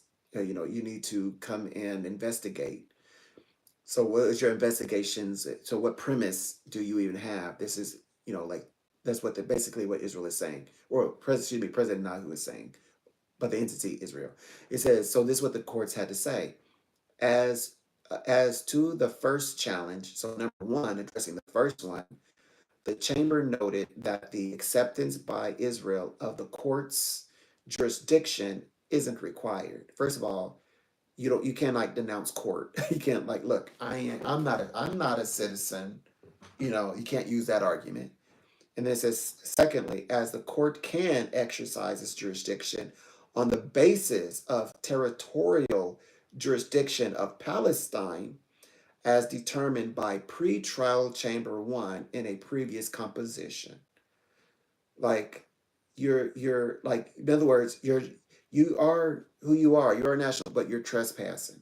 The other one is, furthermore, the chamber considered that the pursuant to Article 19(1) of the statute, states are not entitled to challenge the court's jurisdiction under the Article 19(2) prior to the issuance of a warrant of arrest. So there is no challenge. You have a warrant out for your arrest. Like, like snap in place, like, right? The other thing is this. Okay, so I am describing some things here, so I'm gonna fill in a little bit. Israel itself, or have never really been truly associated with the concept of a colonial type practices, or like like overstepping one's boundary line. Like, okay, in this case is Israel on trespassing or in Palestinian state jurisdiction. It, all the whole while, the president, the first president of America, George Washington, we're in the month where he, in October 3rd, 1763, he proclaims, he says, Christian and Jewish to come together, and also Jewish, they get American citizenship. So, which that's what Thanksgiving today. It was last Thursday of the month. We know that's handed down by Lincoln, President Lincoln. But back to the first president of the United States of America made the amendment that you will not be challenged in any way your practices. So they've always have had the covenant of the very from the very first president. They've always had the covenant, but they never have been really thought as they like we always think of as like an other, but in actuality, whether they can fully encompass what it truly means when the very first president in a time where um, the where slavery practices are spearheading, like it is thriving, and they are establishing the White House. They are putting together the Constitution,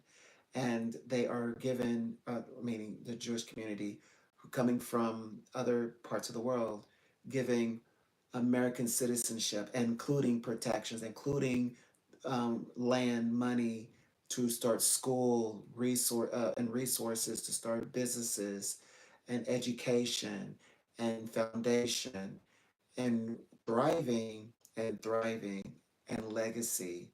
And when I say legacy, I mean generationally creating legacies. So like that is so huge. I know, I understand it would be very challenging to grasp the fullness of the concept, and which that's what actually what November 28th this year represents. When back in the day, the last Thursday of the month would have been on the 26th.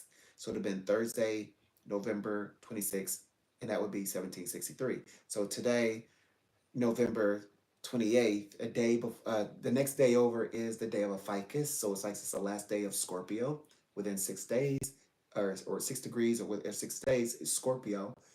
On the 28th is actually is Thanksgiving, but Thanksgiving is the proclamation of the covenant that is forged from George Washington, that Christian and Jewish communities come together to celebrate, and they celebrate. This is annual celebration in a synagogue in New York.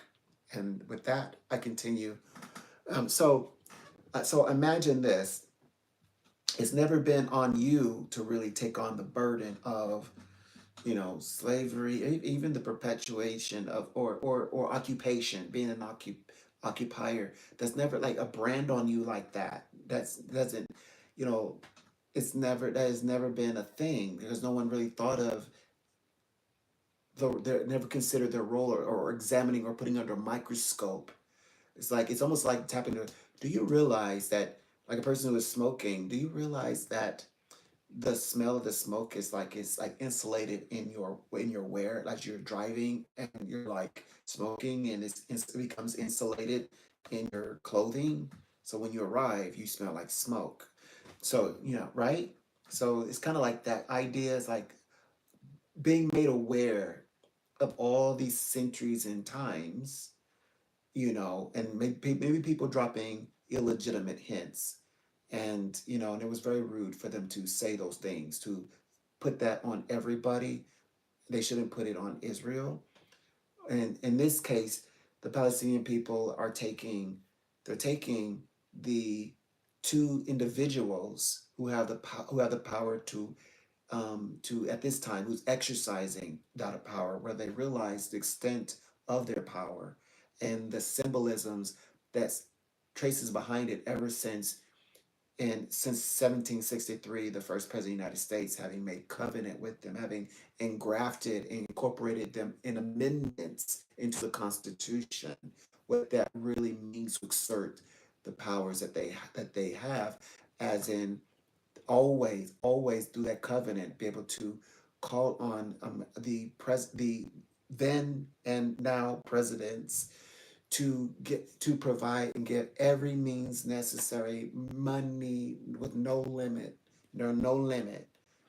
Of course, I heard from the first time that Biden is starting to, as they say, kind of dig his heel into the ground. A much different stance than I believe maybe, um, you know, Kamala Harris never really had the opportunity to fully, and I know she's in a very tough situation. Her husband is Jewish, her family's Jewish, um, but she didn't have a real opportunity. The one who had to step in, it sounds like, would be, of course, Joe Biden, President Biden, excuse me. President Biden steps in and saying, sticking. Now he has to dig his heels to the ground and say, you know what, we do have to push back because it's like not realizing resting in one's privilege. Nahu, Prime Minister Nahu turns to President and says, I didn't take his advice, I didn't take his call, and no matter who you send, I don't care who you send over here. And by the way, I don't have to talk to them. I'm not even going to be in the same room as they. And I don't care about the billions of dollars, the $1 billion this time. I don't care about the monies that you spend annually here. I don't care about that. I don't care about the arrest warrant. I don't care. Well, clearly, no one cares about being arrested until they got a warrant out for them, and then they're like knocking. Then they start. Now all of a sudden, you're breaking out all your academic. You're breaking out the academic writing. So anyway, so I think you got the point. There it is. He's right. Uh, Look, like what gives you so much. Do you realize how much you are loved and how much you are respected? And again, we stand with Israel, but it's like you got to tap it. Like you're spoiled, being spoiled. So now on to, okay, so it goes. Furthermore, the chamber considered that pursuant to Article 19.1 of the statute, states are not entitled to challenge the court's jurisdiction under Article 19.2 prior to the issuance of a warrant of arrest.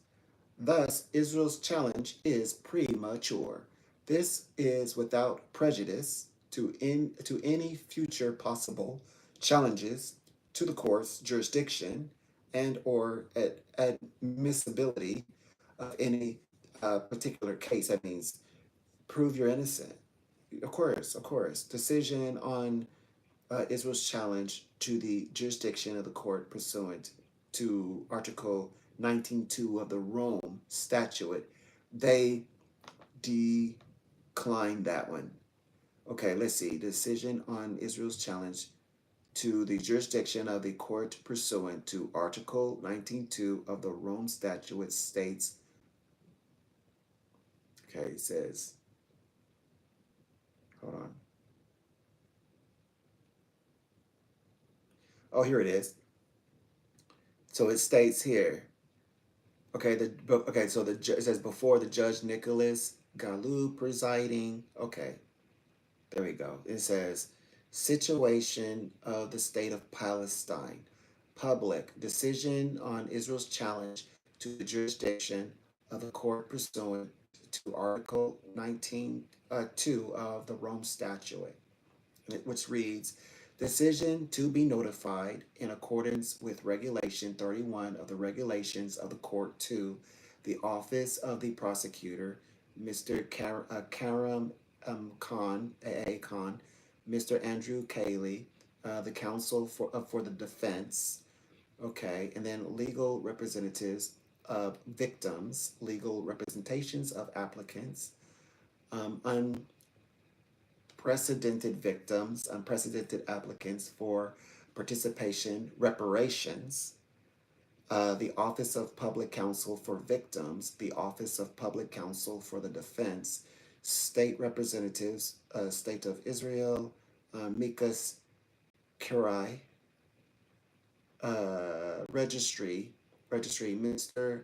Osvaldo Zavara Giller, Counsel Support Section, Victims and Witness Unit, Detention Section, Victims Participation and Reparations Section, Other. It says Pretrial Chamber, the Chamber of the International Criminal Court.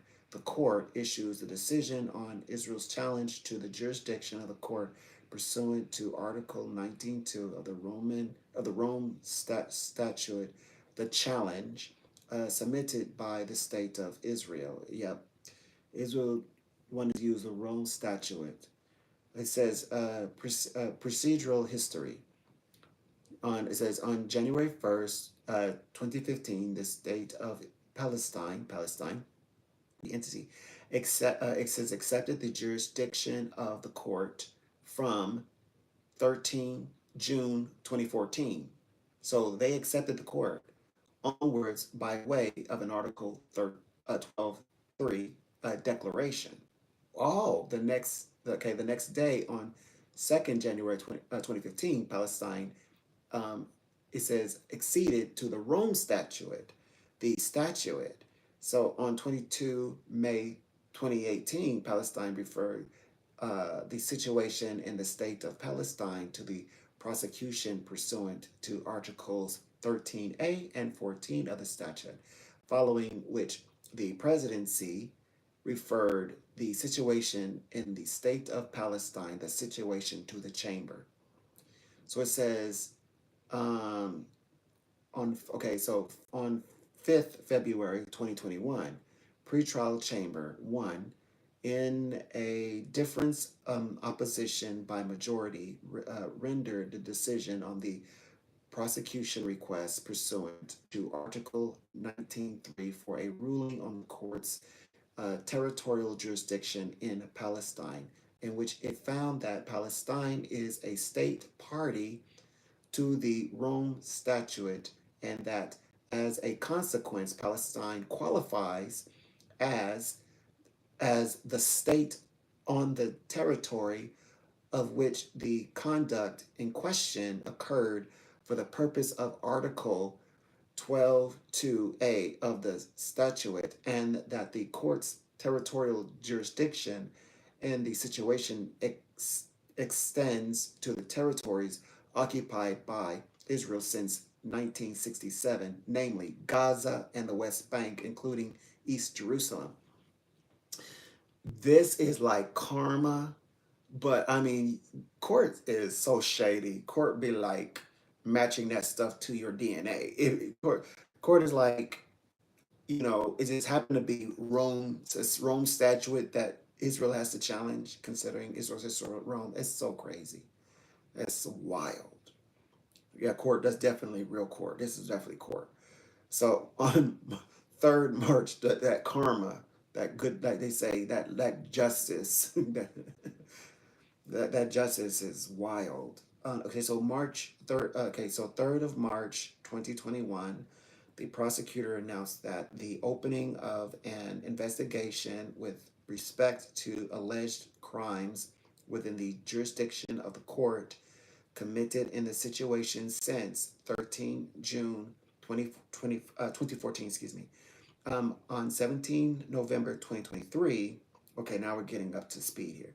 The prosecution received further referrals pursuant to Articles 13A and 14 of the Salute from 5 state parties.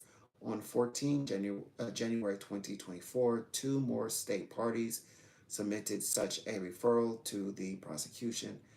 On 20 May 24, the prosecutor publicly announced that he will be filing applications for warrants of arrest against Mr. Benjamin Nahu and Mr. Yoav Gallant.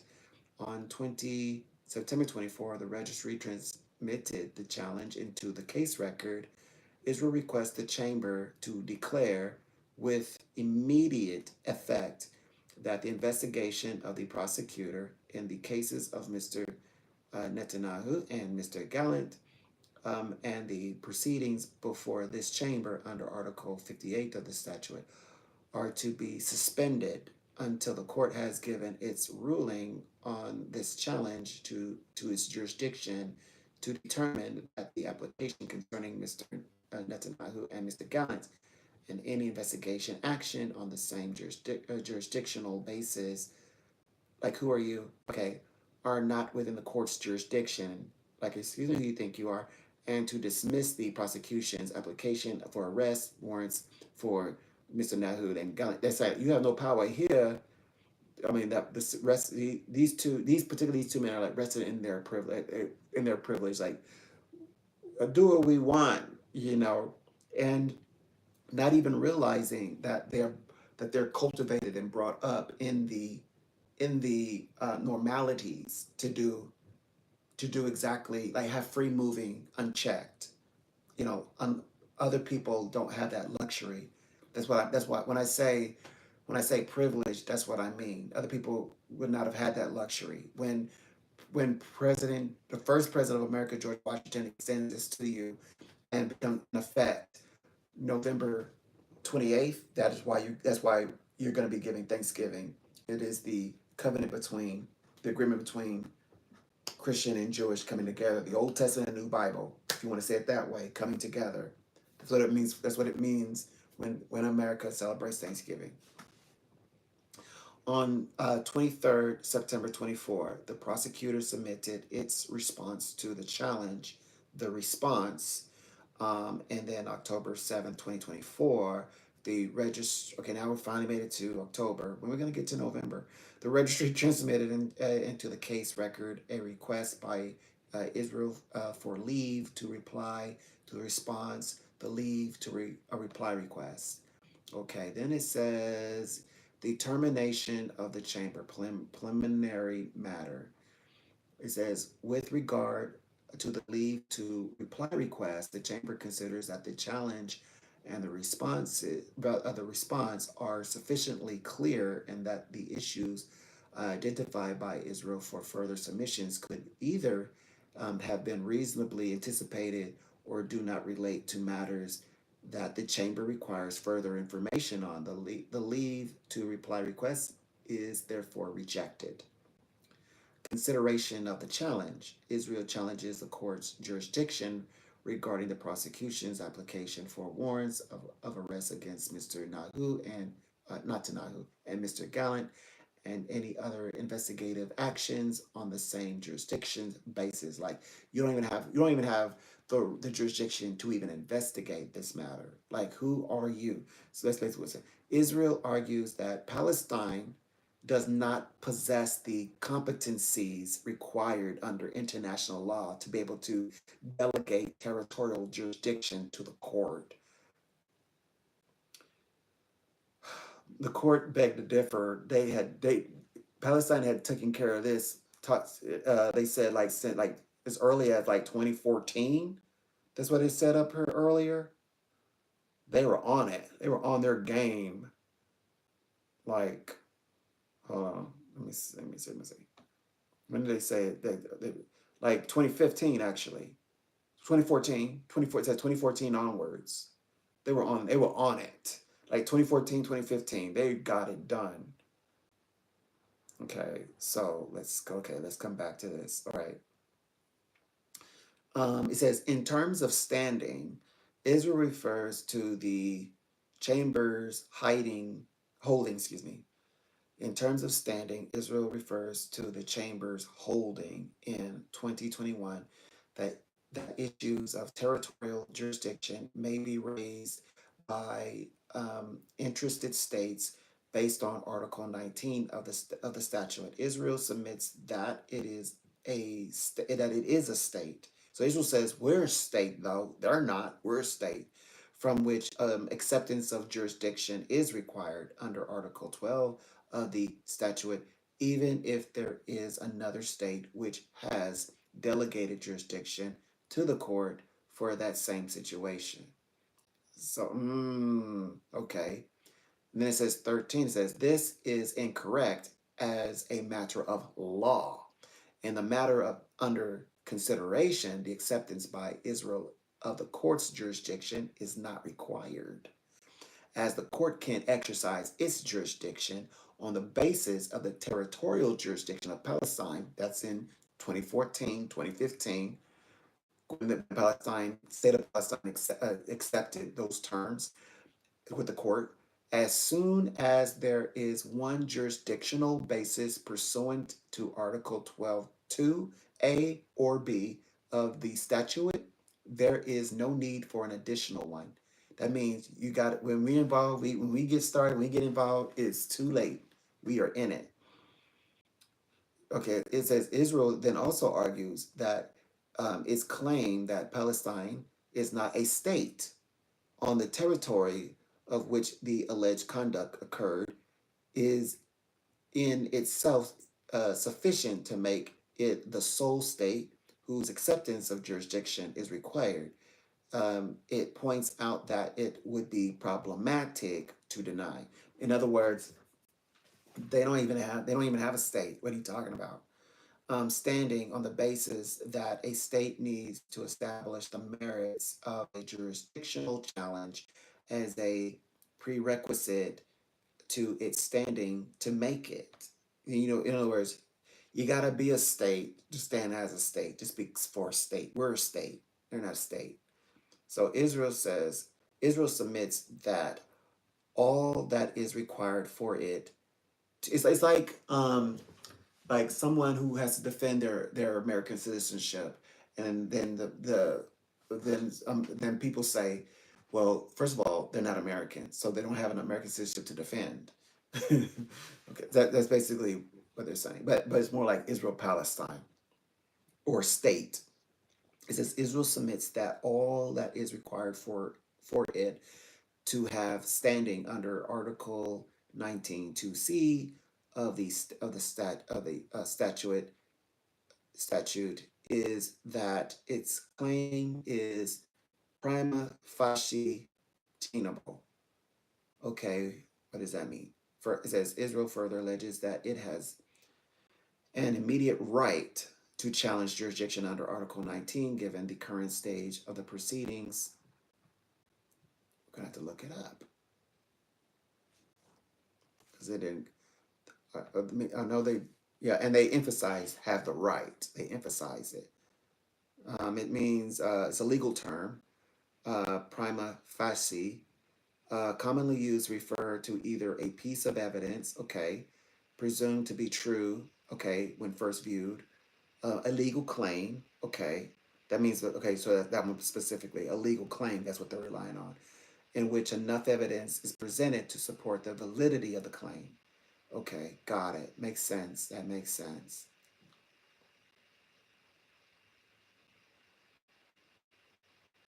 And let me see.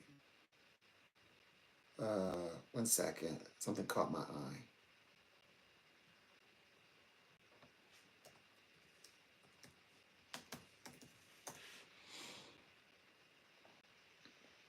Okay. Bolsters. Okay, all right. Let me get back to what I was talking about. Okay.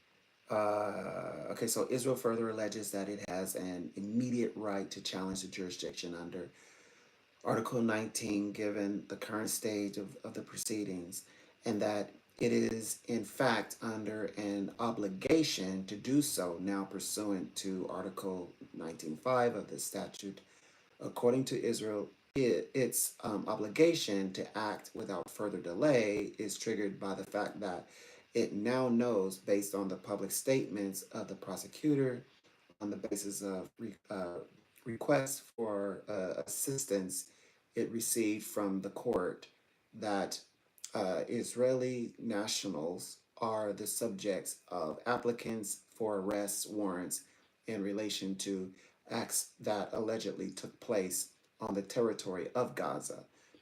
In other words, they had no choice but to respond. They're pulled into the court. Well, okay. Yeah. And the public statements of the prosecutor, that is, they're talking about what the state of Palestine is saying, even though they said we don't acknowledge Palestine as a state. The two-state solution would have cleared this, but they weren't moving quick enough. And yeah, this would have been a huge one if this was more emphasized on Palestine becoming state and having autonomy, being able to speak up for to say, look, we can speak up for ourselves. We can, protect our rights. We have rights. Without being a state, it's like saying they don't have a right. They don't have the rights as to determine the rights they have. Okay, well, but it's about in the legal. This is like in the legal language, though, which is not meant to be pretty. It's not pretty. It says first the chamber rejects. Okay, so now this is the chamber responding to those statements.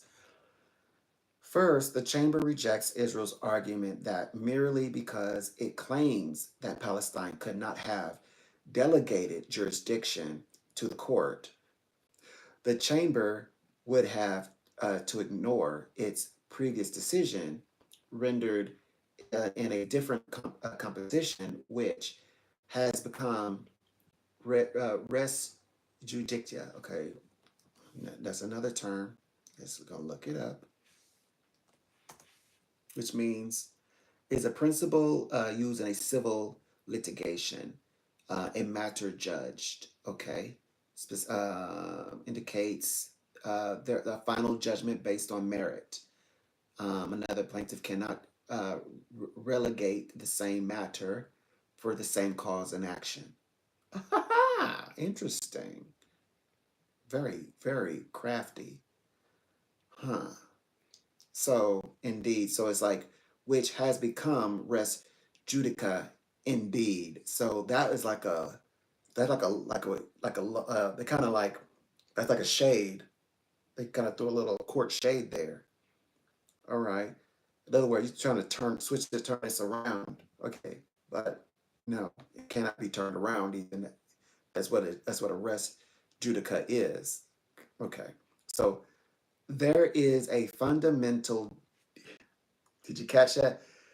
And here's why. Here's a fundamental difference between granting a state standing on the presumptive validity of its claim to have jurisdiction over a situation, or in a case where granting its standing on the basis of an argument, which was already ruled upon.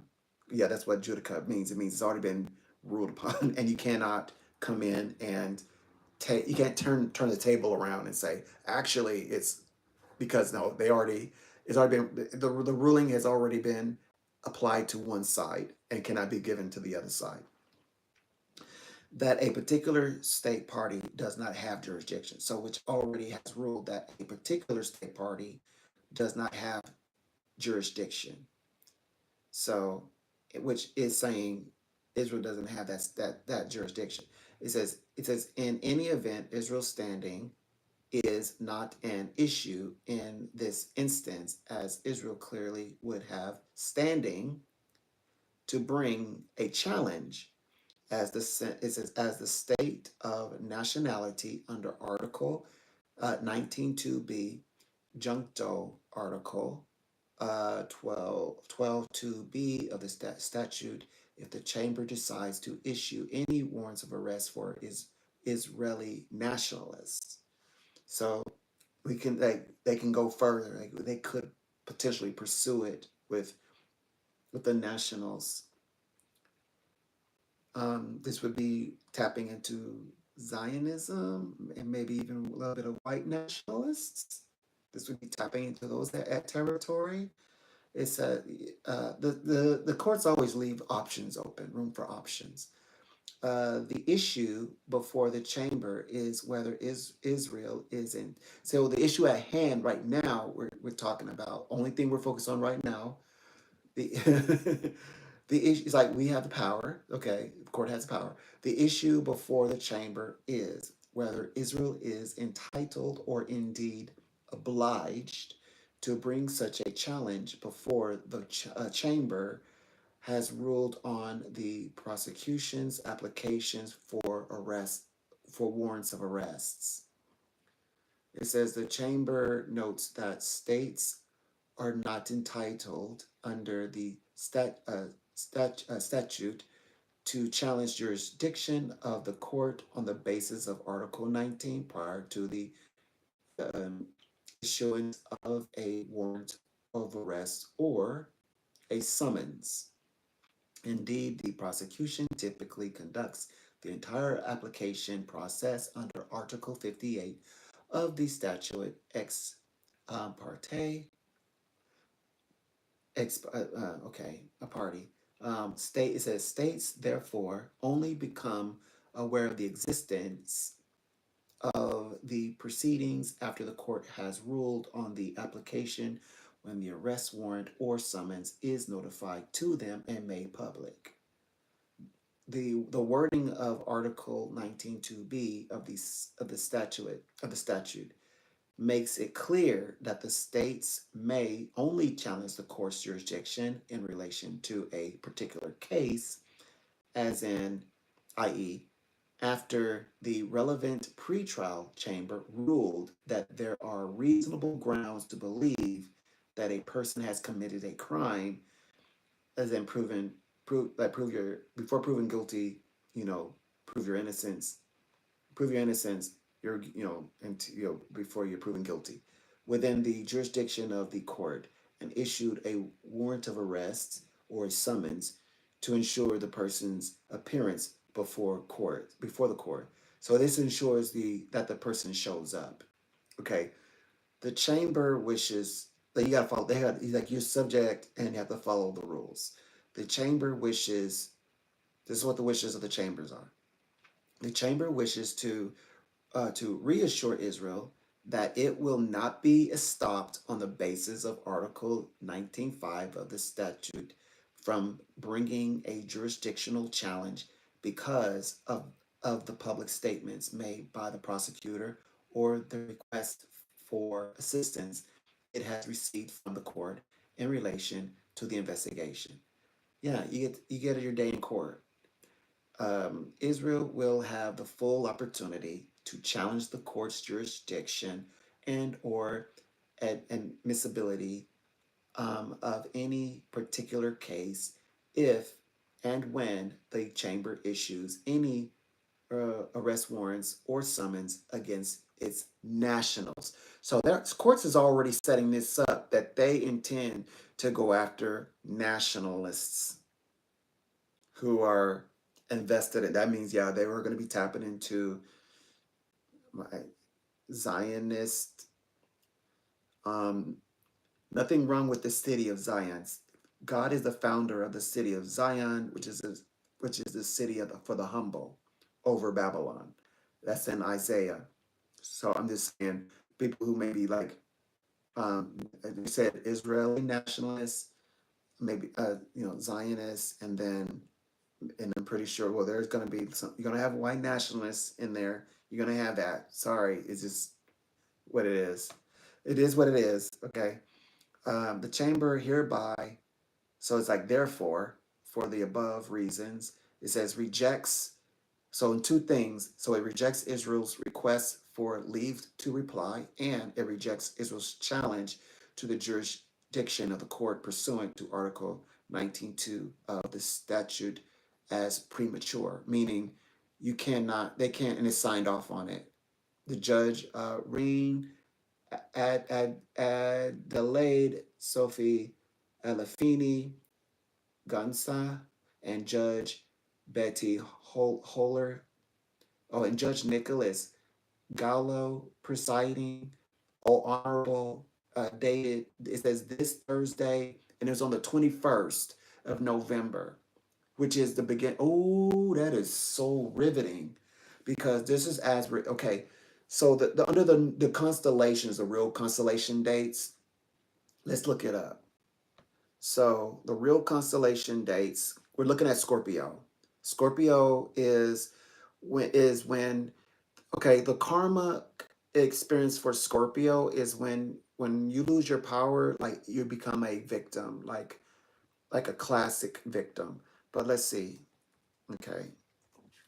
So you must, it's also Pluto is about, liberation and transcendence and all of that. Okay, so all of this is what's going on. Okay, now let's look at these. So now we know where they are astrologically. Yep, it would have been right in the scales. So it would have been Libra. So 2 days on the cusp. The 21st, 22nd, 23rd, Scorpio, 6 days to get. So between now and the 28th, because the 29th is when we're in a ficus, and the 28th is Thanksgiving. Ooh, that's so psychic. That is psychically, metaphysically insane. Oh my gosh. At the Hague in the Netherlands. Mm, wow. Wow. What they meant by premature, they said, first of all, you have to respond because you have the court, right? You have to, it's an honorable court. You got to respond to them first, and then you have your day. Then you come and prove, yeah, you get to, you're innocent before proven guilty, but they have enough to bring to say you have to, you stand accused publicly. So, but you still get to show otherwise. So that's what they're talking about. All right. So with that said, all right, now we're caught up to speed. All right, so the article continues. The chamber also rejected Israel's request under Article 18.1, what we just read of the statute. The chamber recalled that the prosecution notified Israel of the initiation of an investigation in 2021. At that time, despite a clarification request by the prosecution, Israel elected not to pursue any requests for deferral of the investigation. Further, the chamber considered that the parameters of the investigation and the situation have remained the same, and as a consequence, no new notification to the state of Israel was required. It says, in light of this, the judge found that there was no reason to halt the consideration of the applications for warrants of arrests. Decisions of Israel's request for an order to the prosecution to give Article 18 notice. Okay, let's see what this one is about. And it says, did we already read it? Oh yeah, we already read it. It's the same thing. Wait a minute, procedure history, maybe not. Or did we? Procedure history. It is a little different. Hold on. It says, oh yeah, we already read it. August. Or anything new? The response, determination. It's okay, yeah. It's the same information. Okay, but here's we'll get straight to the answers. It says, therefore, we're gonna read there, therefore, rejects, so it says the chamber therefore, or says, for the above reasons, declares Israel's request for an extension of the page limit and its request for leave to reply to the prosecution's response to the page limit request moot, and then again rejects Israel's request for the leave to reply, and rejects Israel's request for an order to the prosecution to give an Article 18.1 notice and staying proceedings pending such notice. Mm, yeah. So, all right. So we got it. Okay, I can zero those out, I believe. Amazing. So they are dealing with the very fact that they're dealing with Scorpio's vibrations. They're tapping into the age of Capricorn, because yeah, these things would have happened in age of Capricorn. Of course, karmically, like the ties, the empathic, those cords are bound through Scorpio. Karma, experience, and yeah, there's no breaking from. You don't break cords like those. It takes generations to unravel those mysteries. Warrants of arrest. The chamber issued warrants of arrest for two individuals, Mr. Benjamin Netanyahu and Mr. Yoav Gallant, for crimes against humanity and war crimes committed from at least 8th of October 2023 until at least 20 May 2024. The day the prosecution filed the application for warrants of arrest, the arrest warrants are classified as secret in order to protect witnesses and to safeguard the conduct of the investigation. However, the chamber decided to release the information below since conduct similar to that addressed in the warrant of arrest appears to be ongoing. Moreover, the chamber considers it to be in the interests of victims and their families aware of the warrant's existence. Okay. Um, at the outs. Okay. So the interest of the families of aware of the warrants. So the meaning that the family considers the interest of the victims' families and their families that they are made aware of that there are warrants, that they're on it. Okay, at the outset, the chamber considered that the alleged conduct of Mr. Netanyahu and Mr. Gallant falls within the jurisdiction of the court. The chamber recalled that in a previous composition, it already decided that the court's jurisdiction in the situation extended to Gaza and the West Bank. Okay, including East Jerusalem, including. Furthermore, the chamber declined to use its, you know why? You know why Gaza, West Bank? Because Gaza is at, okay, Gaza, West Bank, East Jerusalem, in the old map of Canaan, all that is Canaan, all that is Abraham, Isaac, Jacob land. The promise that the land that was promised, or as you would say, the promised land.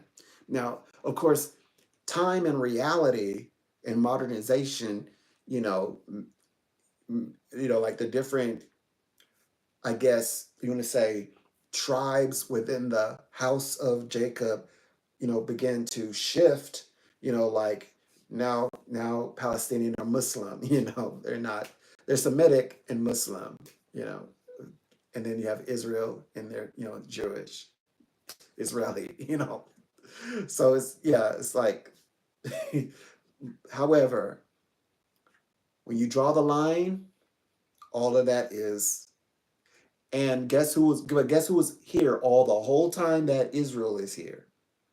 Palestinian people. And even if, and one cannot say, but their ties to Canaan makes them discreditable. That's like the same argument that they're using today, that Palestine is not a state. They don't have rights as a state. What are you talking about? We're a state. We have privileges. They don't have privilege. They don't have that. They don't have that luxury. We do. And which the court said, actually, that's not as inaccurate. And it is our jurisdiction, and always since 2014, 15. And yeah, they're defending, like, we have the ability to defend them. And also biblically, they're Leviticus 25 says that the covenants that is guaranteed to Israel and is the same covenant that is they're tabernacled with Canaan. Canaan is tabernacling with Israel, and also as clearly the nations, Arab nations, Palestinian, Canaanite, or Palestine today, tabernacling with Israel. That's Leviticus 20:25. Furthermore, the chamber declined to use its discriminatory proprial two powers to determine the admissibility of the two cases at this stage. This is without prejudice to any determination as to the jurisdiction and admissibility of the cases at a larger stage. Okay, so with regard to the crimes, though, the chamber found reasonable grounds to believe that Mr. Netanyahu, born October 21, they gave this to him on his birthday, 1958, or 1949, excuse me, October 1921, October, October 21, 1949, on his birthday, but they issued the warrants on, or they made their decision on. Oh no, that was November 21st. My bad. I thought that, okay. I jumped ahead. Okay, October 21st. Okay, all right. So anyway, hey, let's look at his dates. Let's look at the what is he? What is his star sign?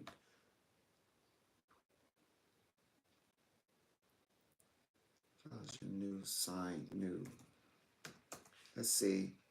His new signs, astrological sign, October 21st is he is a Virgo. Oh boy, very calculating. Ooh boy. Okay, and Prime Minister of Israel at the time of the relevant conduct, and Mr. Gallant is born on the 8th November, 1958. Okay, let's see what he is. What is he? November 8th, and he is a Libra. A Libra. A Virgo and a Libra. Right next to each other. At least astrologically, they are definitely in bed together, no doubt. Hmm. Um, okay. So he's Minister of Defense of Israel at the time of the alleged conduct. Each bear criminal responsibility for the following crimes as co-perpetrators for committing the acts jointly with others, the war crime of starvation as a method of warfare, and the crimes against humanity of murder, persecution, and other inhumane acts. That people say that the Canaanite people deserve all these things, but that's not scripturally. This would be called usury. They haven't even got to the usury part, but it's tyranny. The Bible says, and you will not tyrannize your companion, you will not tyrannize your brother. And it's speaking to Canaan, since what Canaan is what you use, the term you use, but also even the people, Arab, Palestinians who came with Israel are not to be tyrannized. And you also, during the 49 years, it's not 49 years of slave. I'm sorry, that's not what it is. It was 49 years as hired ones. They were being paid. They had money, silver. They were being paid, given land and house, land to till, and they had connections with their family. Yes, they could thrive and have family and procreate, and their sons to, and they were able to thrive in the midst of, they said, amongst the sons of Israel, amongst and thriving and living. So there you go. So okay, all right. So the chamber also found, right, compassion over ethics. Like Prime Minister Mr. Netanyahu and Mr. Gallant, they have extraordinary empathy and ethic, but that it does not translate as compassion. That's not compassion. Compassion is acts of kindness, and kindness does not entail the what they are stand accused of, the war crime of starvation as a method of warfare, the crimes against humanity of murder, persecution, and other inhumane acts. It says the chamber also found reasonable grounds to believe that Mr. Netanyahu and Mr. Gallant each bear criminal responsibility as civilian superiors for the war crime of intentionally directing an attack against the civilian population. So let's take a look into this. It says alleged crimes. The chamber found reasonable grounds to believe that during the relevant time, international humanitarian law related to international armed conflict between Israel and Palestine applied. This is because they are two high contracting parties to the 1949 Geneva Conventions, and because Israel occupies at least parts of Palestine, the chamber also found that the law related to non-international and conflict applied to the fighting between Israel and Hamas.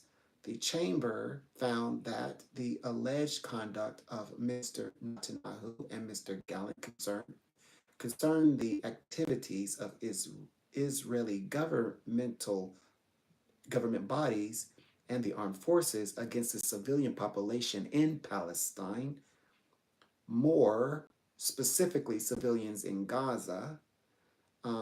It therefore concerned the relationship between two parties to an international armed conflict, as well as the relationship between an occupying power and the population in the occupied territory. That wasn't the land of Canaan. That was not the promised land of Canaan. This is not what happened in the promised land of Canaan. And DNA, the archaeologists showed that. For these reasons, with regards to war crimes, the chamber found it appropriate to issue the arrest warrant pursuant to the law of international armed conflict. The chamber also found that the alleged crimes against humanity were part of a widespread and systematic attack against the civilian population of Gaza. The chamber considered that there are reasonable grounds to believe that both individuals intentionally and knowingly deprived the civilian population in Gaza of objects indispensable to their survival, including food, water, medicine, and medical supplies, as well as fuel and electricity, from at least October 8th, 2023 to May 2024. This finding is based on the role of Mr. Netanyahu and Mr. Gallant in impeding humanitarian aid in violation of international humanitarian law and their failure to facilitate relief by all means as it is disposable. The chamber found that their conduct led to the disruption of the ability of humanitarian organizations to provide food and other essential goods to the population in need in Gaza. This is, by the way, this is the acts of kindness. This is compassion versus empathy. Just so that you know, remember the difference between compassion and empathy is kindness. Kindness is applied to compassion. Integrity is applied to empathy. Okay. It says the aforementioned restrictions together with cutting off electricity, reducing fuel supply, also had a severe impact on the availability of water in Gaza and the ability of hospitals to provide medical care. The chamber also noted that decisions allowing or increasing humanitarian assistance into Gaza were often conditional. They were not made to fulfill Israel's obligations under international humanitarian law or to ensure that the civilian population in Gaza would be adequately supplied with goods in need. In fact, they were a response to the pressure of the international community or request by the United States of America. In any event, the increases in humanitarian assistance were not sufficient to improve the population's access to essential goods. Further, so You know, that was a slap in the face. You know, that's what happens.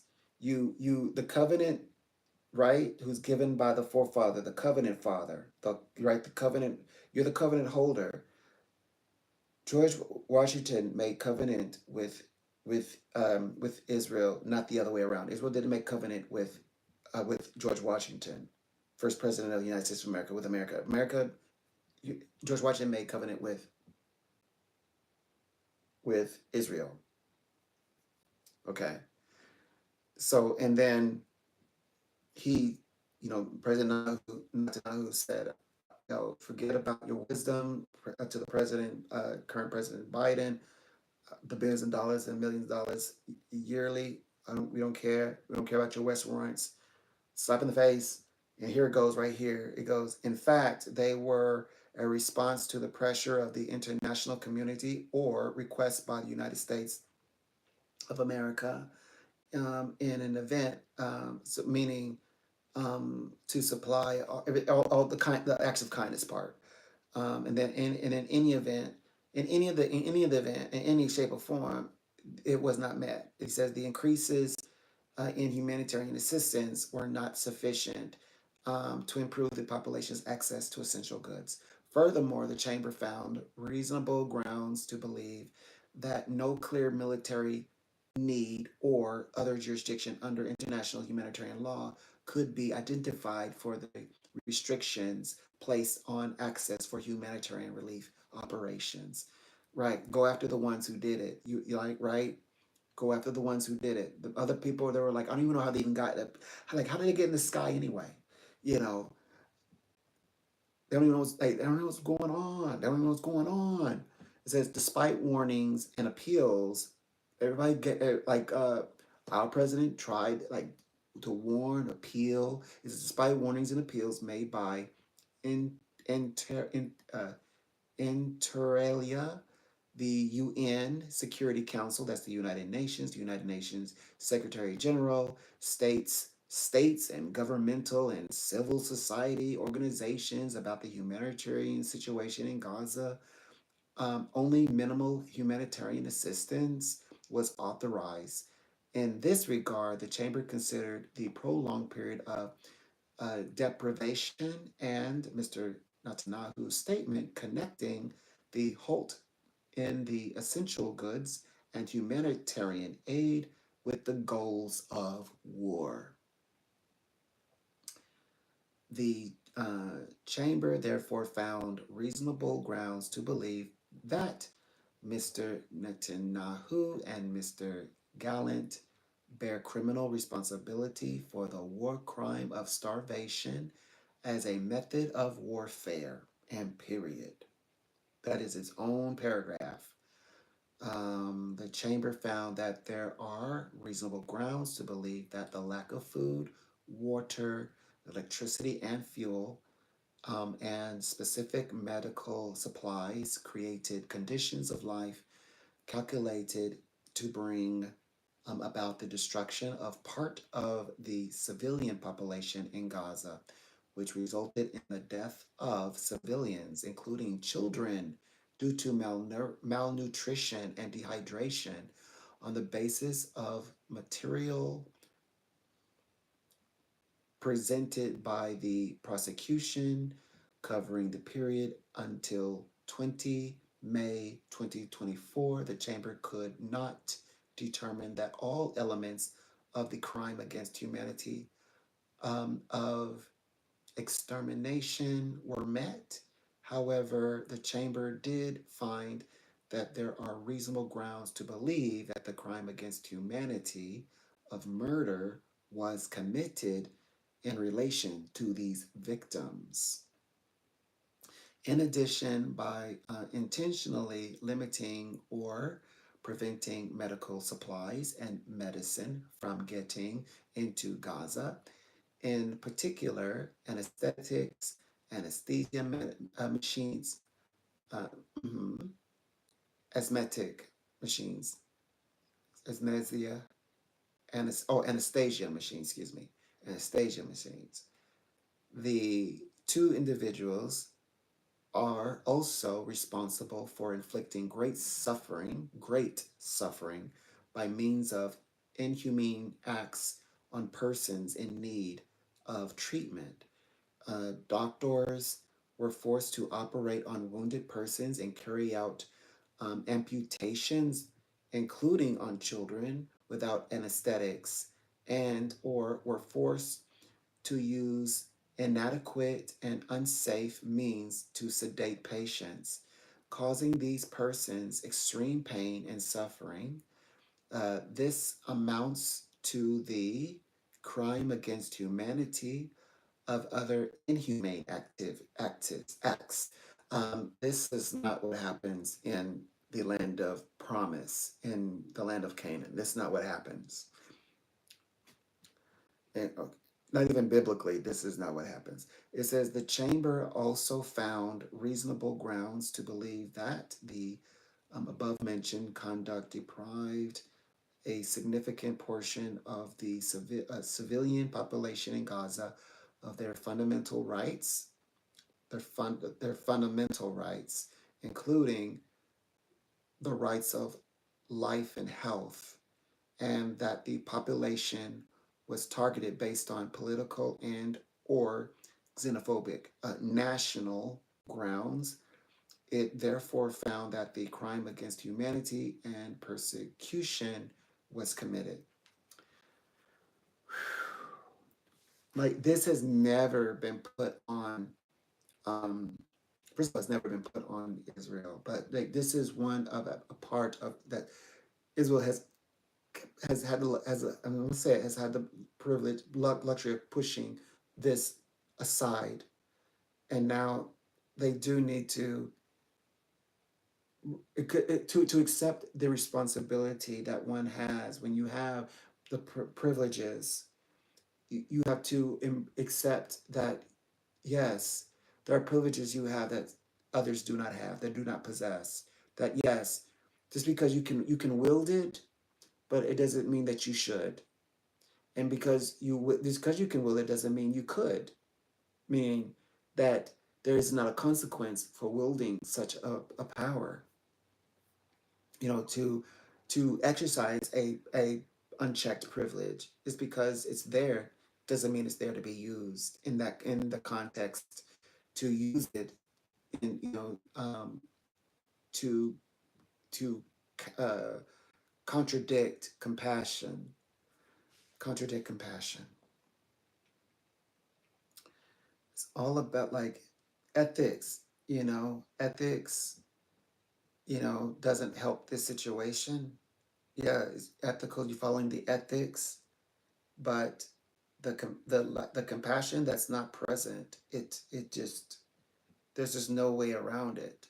And that was all that really people were like surfers said like an advice. That's all that they were talking about. They're like, go after the full on. We fully back you.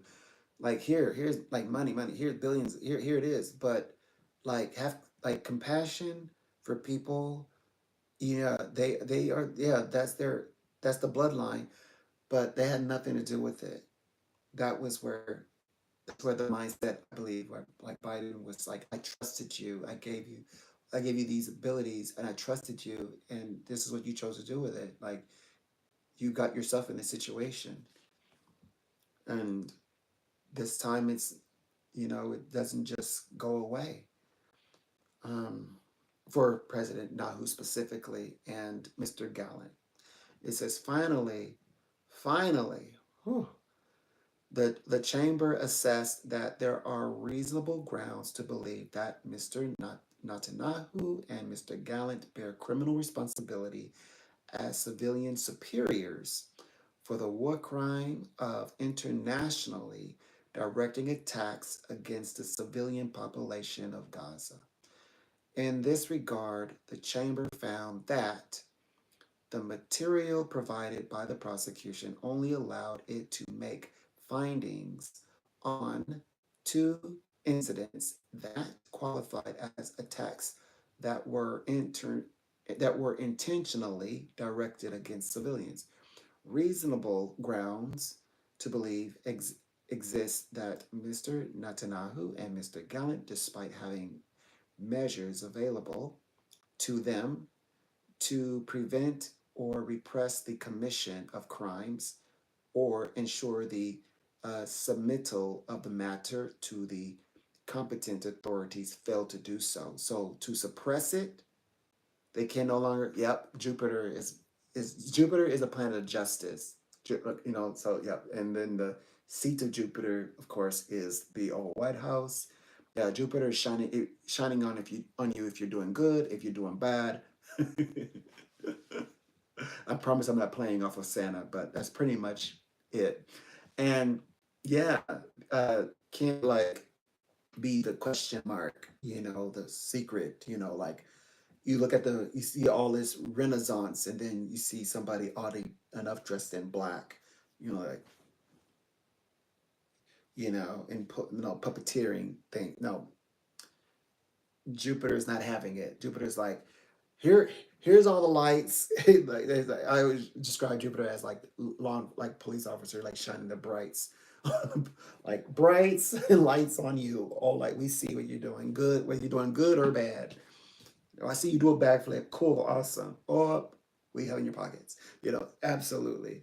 So no preventing measures to measures available to them to prevent or repress and prevent or repress the commissions of crimes or to ensure the submittal like that is the information be submitted of the matter to the competent authorities. Very well said. They said, well, first of all, how they're gonna they're not even competent enough, smart enough to even they don't have the wherewithal to submit to a court. We do, but I know they don't. So what jurisdiction, what business is it yours? This is domestic.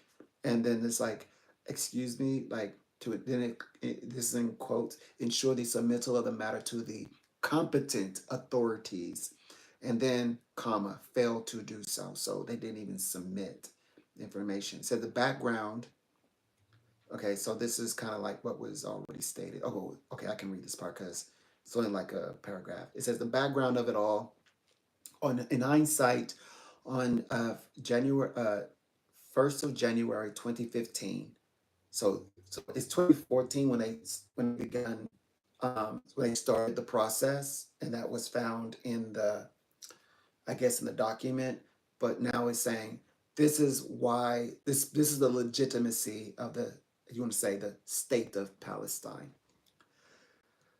On 1st January 2015, the State of Palestine lodged a declaration under Article 12.3 of the Rome Statute, accepting jurisdiction of the court since 13 June 2014.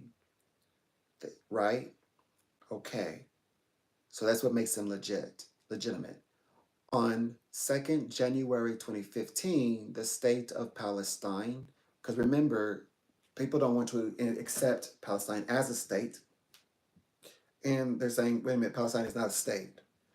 But they are defining what what state is, what Palestine is, and the jurisdiction of how they're able to lawfully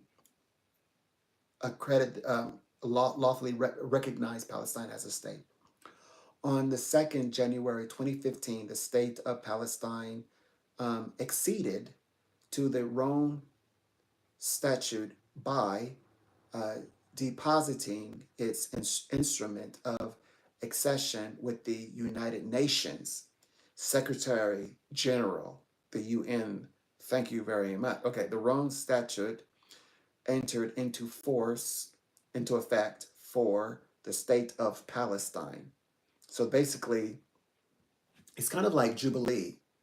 In other words, this is like, so it's kind of like a misuse of the term Jubilee, but in the Jubilee that you recognize, when Jubilee represents, oh, finally free, but that's not. But Jubilee just means in the biblical, that's what you think it means. I'm gonna tell you what it correctly means.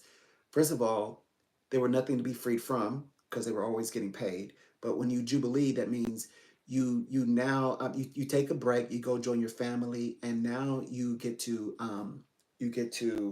be incorporate. You become your own business now. Now if the person who you worked for want to, like buy your services or buy your goods, for 3 years, 4 years, you can prorate them. 3 years, 4 years, biblical, literally. This is in scriptures. 3 to 4 years is all they need, or more. If you want to, hey, if you love it, if you like it, we love it. You want to stay there for the rest of your life, and it's been really great. You got your family there, and it's like everybody's like, hey, we celebrate together. If that's what you do, you go to work and all that, and you praise, give all the praises, do that. Or like have your house and your garden and all that. You could take all the equipment that you acquired. And you're not allowed to, well, you're not, usury would be, well, we'll sell it to you. No, it's theirs. That's their till, that's their shovel, whatever it is.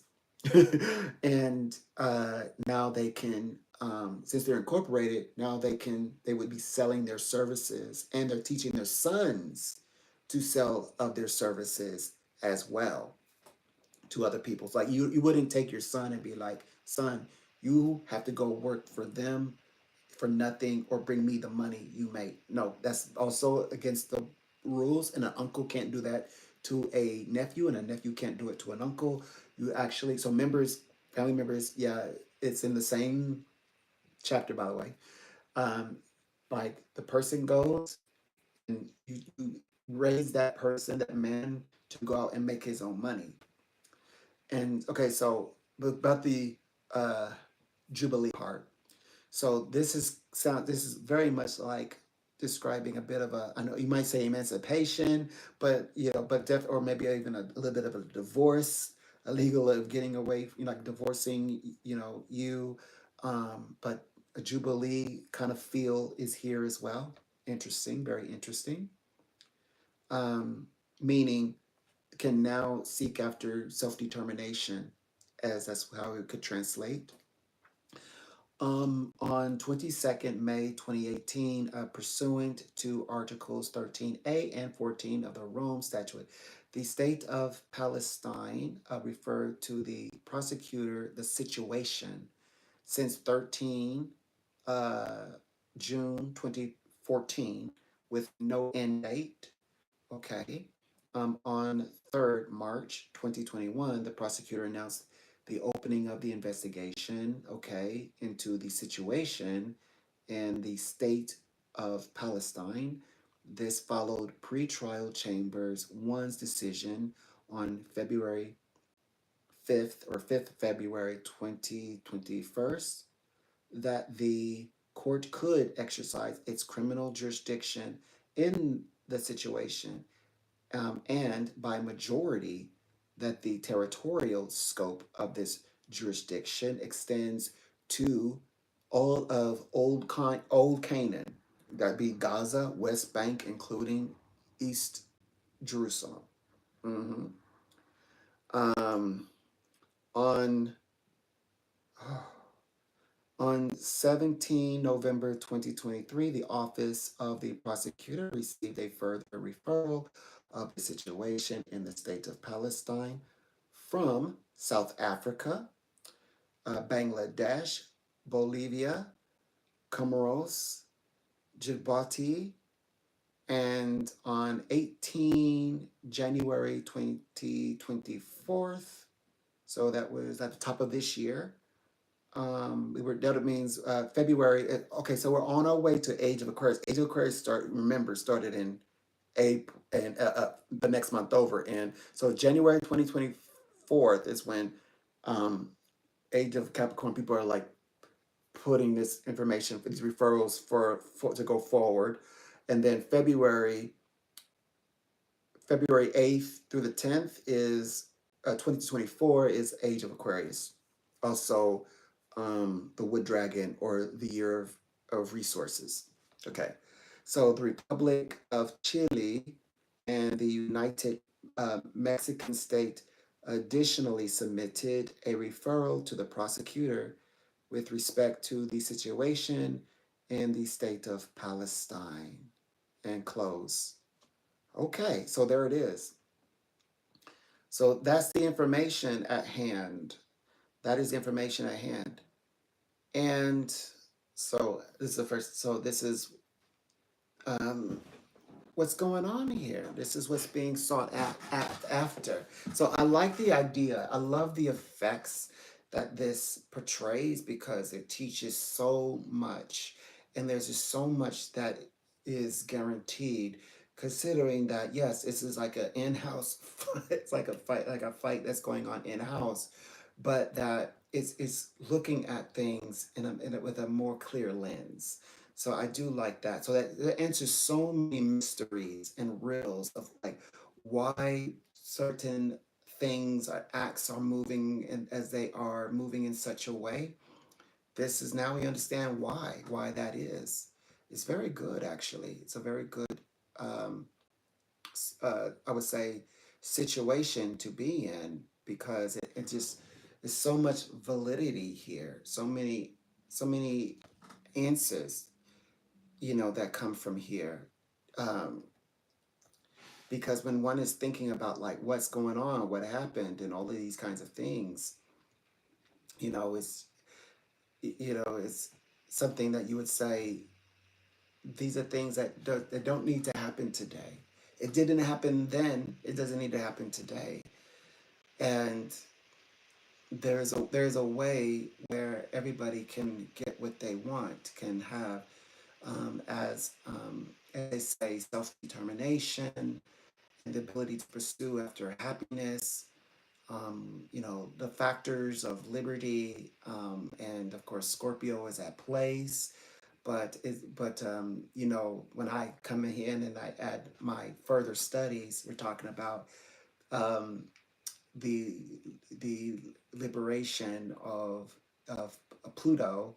Now is a major planet, not a minor planet, not a dwarf planet, a major planet and an honorary major planet, a first of its class, of class of planets that's going to fall under these lists of very special planets, and uh, that as we break away, come out of Scorpio that we're in, which is only 6-day radius, 28th, that would be America's or Thanksgiving as proclaimed by President George Washington.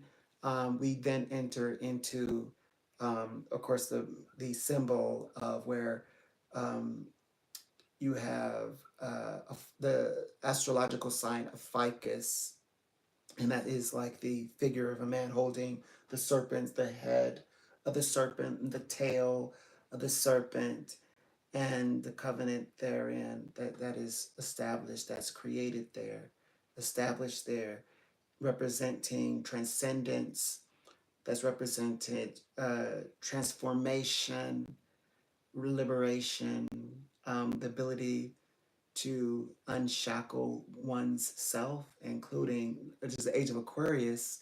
So not just physically, emotionally, but of the mind. So emotionally can mean even like something as like a covenant, to be able to, of course, the consciousness, this is where we get, so you have the great awareness, but then you have the consciousness that we refer to as the Christ consciousness.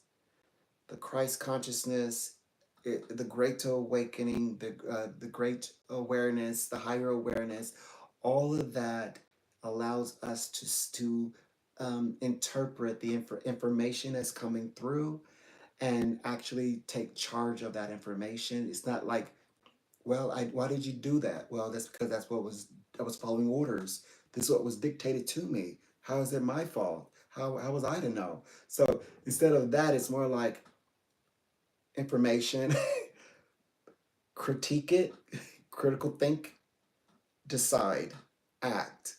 So that's that. The age of Aquarius. A lot of these information is aligning, and it's also a lot of the dogma information is called into question. That's why the checks and balances that everyone is opposed of. You're opposed of like, like the two-party system, or the electoral college. All of that is strategic in place so that everything is in check, so that it would be nearly next to impossible. It's too incompetent for there ever to be an authoritarian. It would never happen, because an authoritarian means complete and absolute, and there's no way of obtaining complete and absolute. I mean, look how everything's unfolding now. Yes, we have there's a wonderful trifecta, beautifully. This is not about like who won and I like this person better.